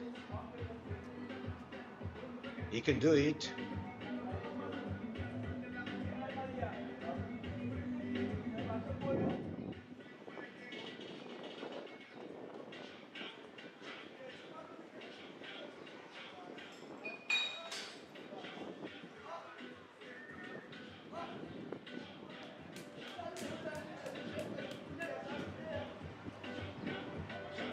Walters on strike here.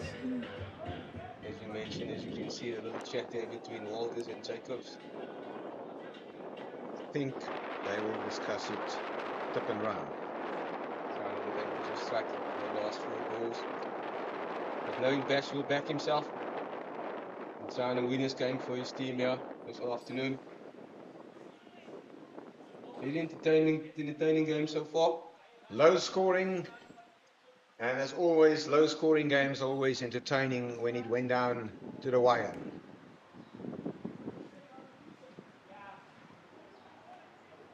From Galvindale to Galvindale, Jacobs to Walters. That will be single. Leg by, signaled by umpire Lakari. So it's 12 runs, 4 balls. That brings the in-batter Abrams on strike. Still, just to mention the field, long off on the boundary, long on, deep mid-wicket, behind square on the boundary, and the sweeper on the offside. So a lot of space on the big side of the field. Abrams showed earlier he can clear the boundary. He will not clear this one. They will pick up. He's going to have to come back for 2. They will pick up. And he says no. And the runner has run out. He's run out. Very good filling. Very good filling. Confusion between Abrams and Walters. And that is the departure of Walters. Abrams. Pardon, of Abrams. There was the confusion. We spoke about it earlier. The badges filling was not sharp, but they kept their cool there. You will see the return throw. And he was stranded and the non-striker's end. And 131 for 9. Yeah, good composure there from Carl Jacobs as we look at the play. Just have a look at it. Very good feeling there. That is Van Heerden. George Van Heerden. Seems to be Van Heerden, but it's not over yet. 131 for 9. There was a single there.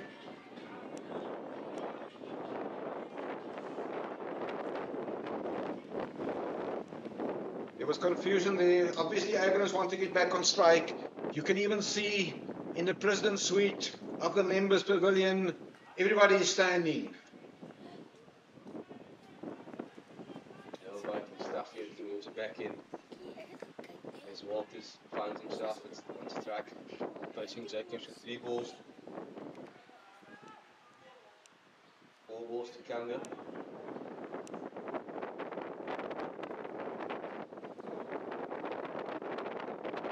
Jacobs to Walters, back to the bowler. That's a very vital dot ball. 131 for 9. We've got 11 from 3. 11 from 3. They need a boundary and preferably a 6. And they need it from this ball or the next ball. Jacobs to Walters. That's again be a slowly taken single. And that will bring Kwabe on strike. Excellent over from Jacobs. Very, very good over.